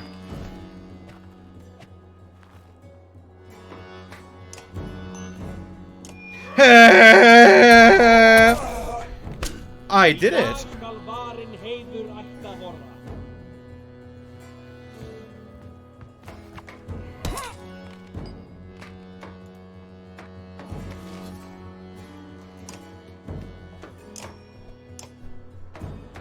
Yoy!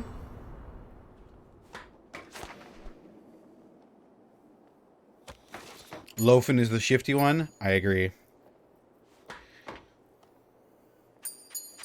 Hell yeah.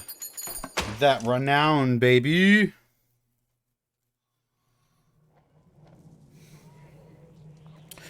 We should fucking leave.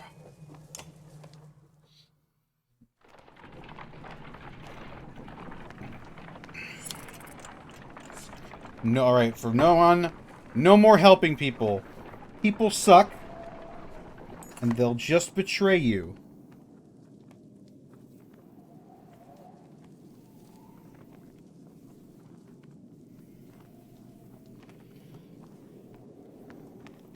Sure could use more supplies in our cart, a raven says, tightening his belt. Kind of miss having these other folks around.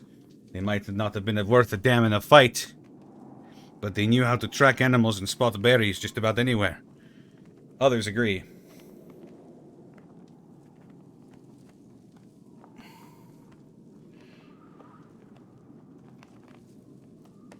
Sounds like you need practice. Start hunting. You send a few of the ravens who laugh with him. Don't come back empty-handed. Don't come back empty-handed, You add. Choice words are mumbled, but they follow orders. 4 hours later, they return holding nothing more than a small rodent. 2 of them have split one. Folka shakes her head and says, pathetic.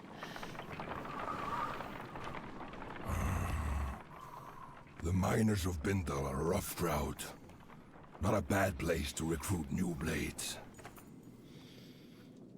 The old wanderer fights his way up next to you. Can't see a damn thing in this mess. Guess old Earrings hasn't forgiven you yet after all.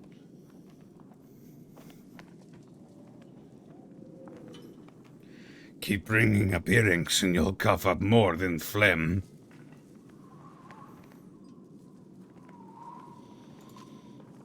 The old man chuckles and coughs. Of all the gods, I'm not sure why you picked that one to fancy.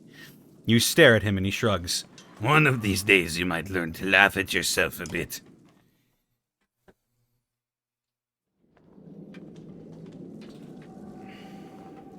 Oh shit, I have 47 renown.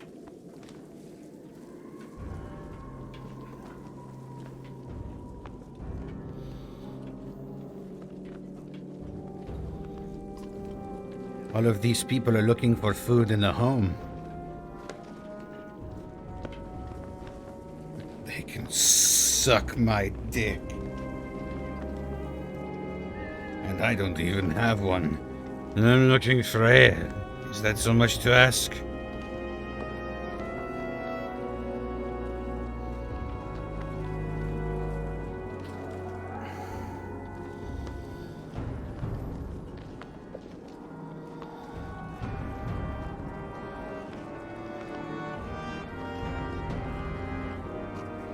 I bet that scout tower already sent word of us being here.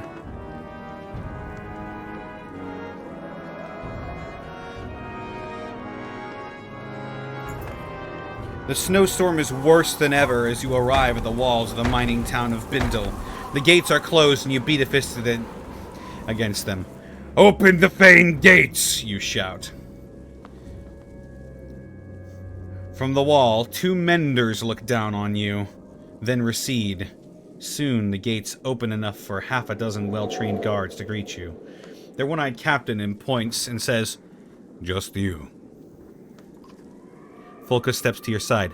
Not alone, she says. She comes with me.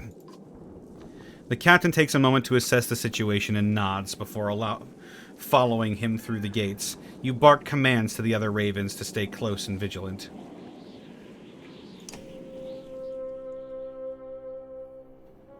Inside the small gatehouse are the 2 menders from the wall, a woman with a fancy spear and a cub of a man holding a staff.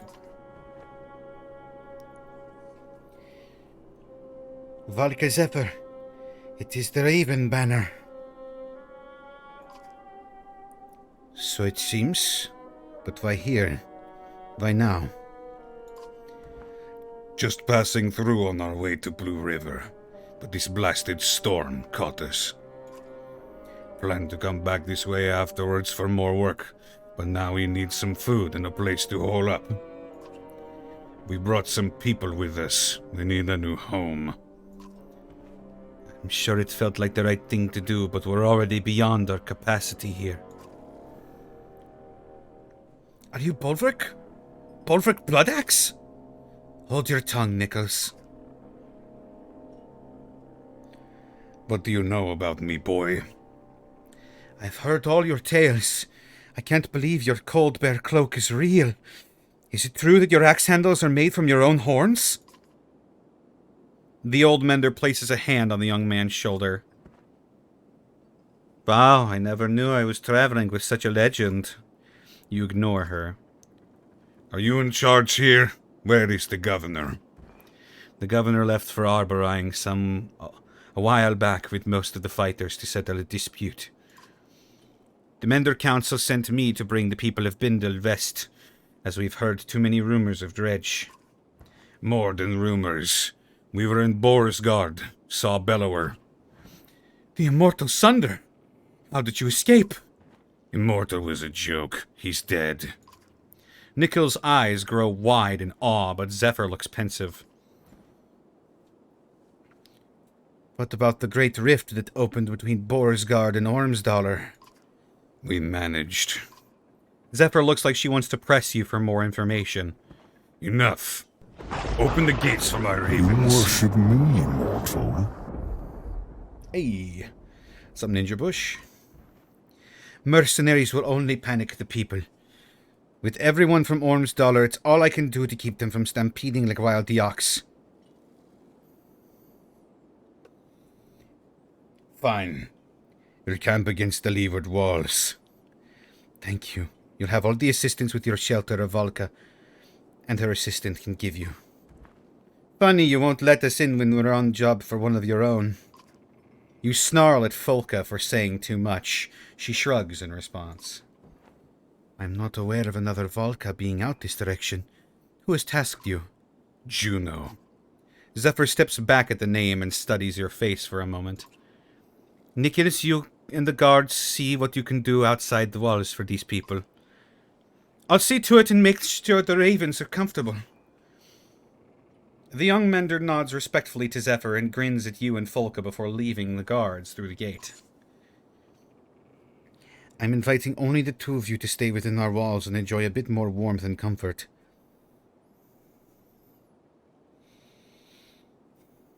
Good try. But anything... And separate us from my ravens? No. Suit yourself, but your mistrust is unnecessary. Maybe. But I shouldn't have to tell you about my job from your superior just to get an invitation. My superior... No, you misunderstand. You have no job. The Volca known as Juno is dead. Oh shit! Oh shit! Oh shit!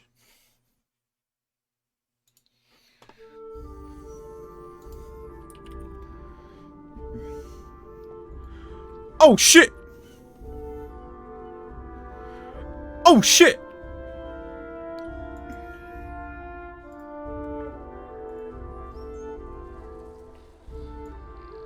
Oh shit! Oh shit! Oh shit! Oh shit!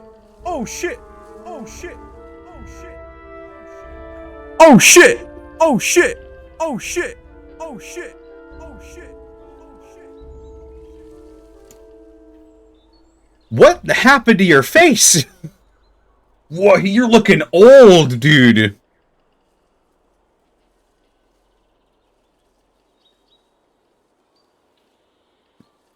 The once energetic mender approaches, looking both worn and troubled. I'm not sure I thanked you for the time to recover. I've never woven a spell that strong before. Are you sure you're ready to move on? You look... I know. I caught my reflection earlier. It's a more mature look. The mender grins and a hint of his former youth shines through. Not everyone would have stopped for so long, especially with the ground rumbling like it has.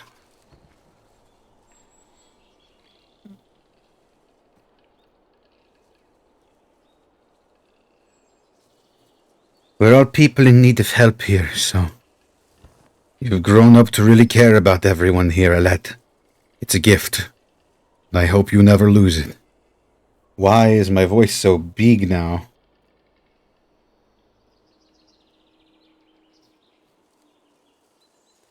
I am peaking the microphone. Let's see if I can fix that a little bit. That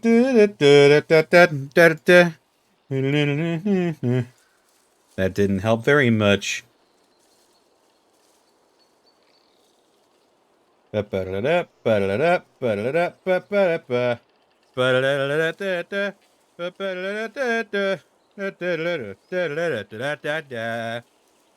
There you go.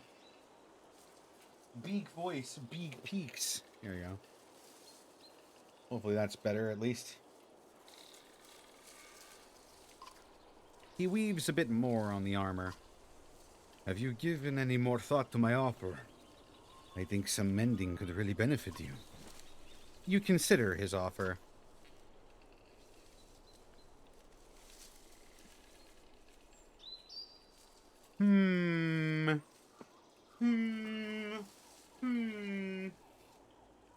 Oh!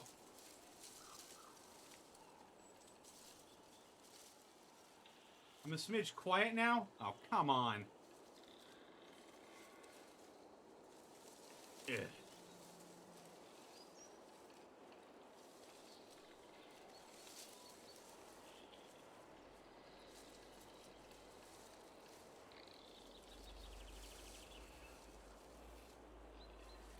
What do you think, chat? Should I become a mender?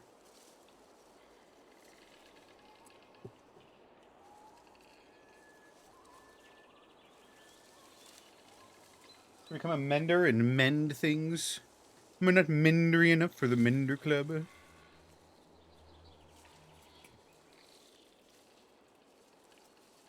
Maybe if I dial back the gain a little bit, it'll calm down.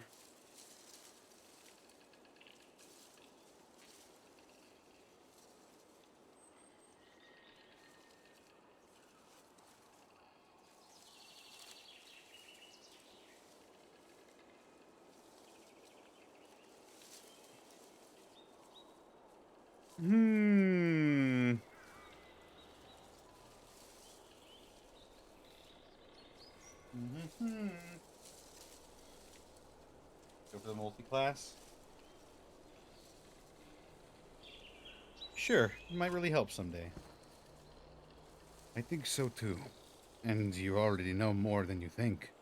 I doubt it will take me long to teach you the basics, but you'll have to practice as we go. I'm placing some patterns on your bow. Trace them with your thumbs at all times. Practice, memorize them. Understanding will occur later. Oh shit. A spellbow? Spellbow Baggins? A scout runs up to you. There's a woman tied to a tree up ahead. Got 4 guards watching her. The strange news draws a good deal of attention from the caravan. The bound woman is ranting and spitting at the 4 guards when you arrive. What's going on here? This here's a witch, one guard says. Plaguing our clan, making everyone really sick. We caught her and brought her all the way out here. The others nod. She's to be tied here for 5 days without food or water, then cut loose. Been 3 days so far. But she'll die on her own after that long with nothing to eat or drink, you say. It's not on us, the guard responds. But if you want to set her free, we'd be bigger fools than you to get in your way. You consider what to do.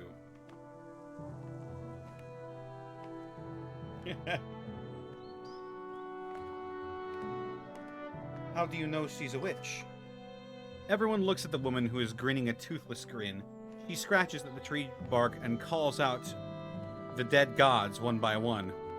If that's not enough, the guard says. She was seen squeezing mistletoe berries into water troughs. Think I heard you that makes you sick. The other guards bob their heads in agreement.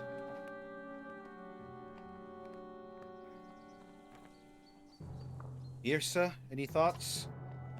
Irsa smiles and saunters towards the tied woman.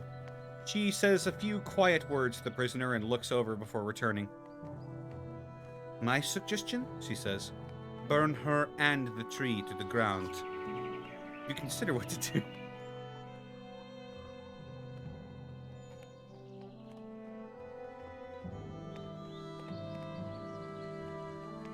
I don't like it, but this isn't our concern. We don't like it either, the guard says, but thanks for leaving us to it. As the caravan rolls by, the woman screams, curses, and hexes, leaving most feeling sorry for her, or scared. Well, it's getting close to midnight here, folks, so I think what I'm going to do is I'm going to call it right there. So, thanks for stopping by, everybody. Boy, this game really just did not at all stop kicking me in the teeth, did it?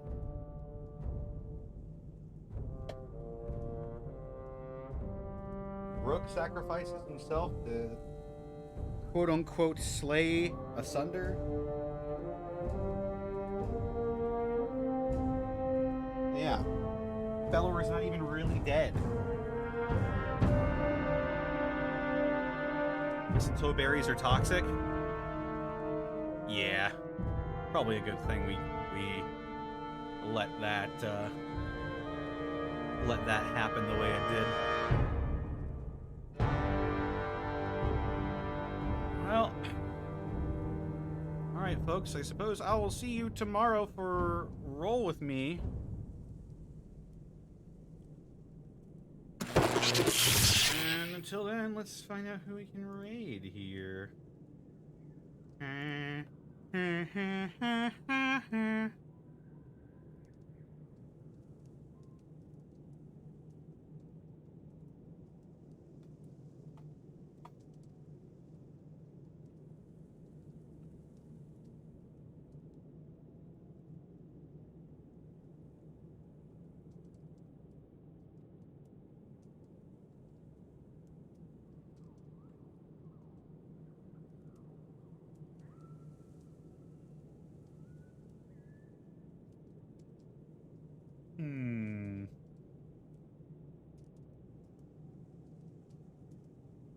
Bob is live? Bob is live. Read Bob. Why not?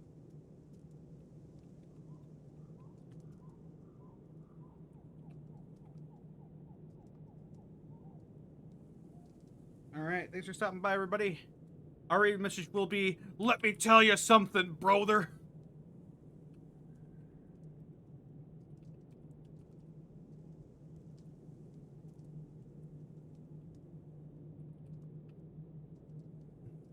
Let me tell you something, brother.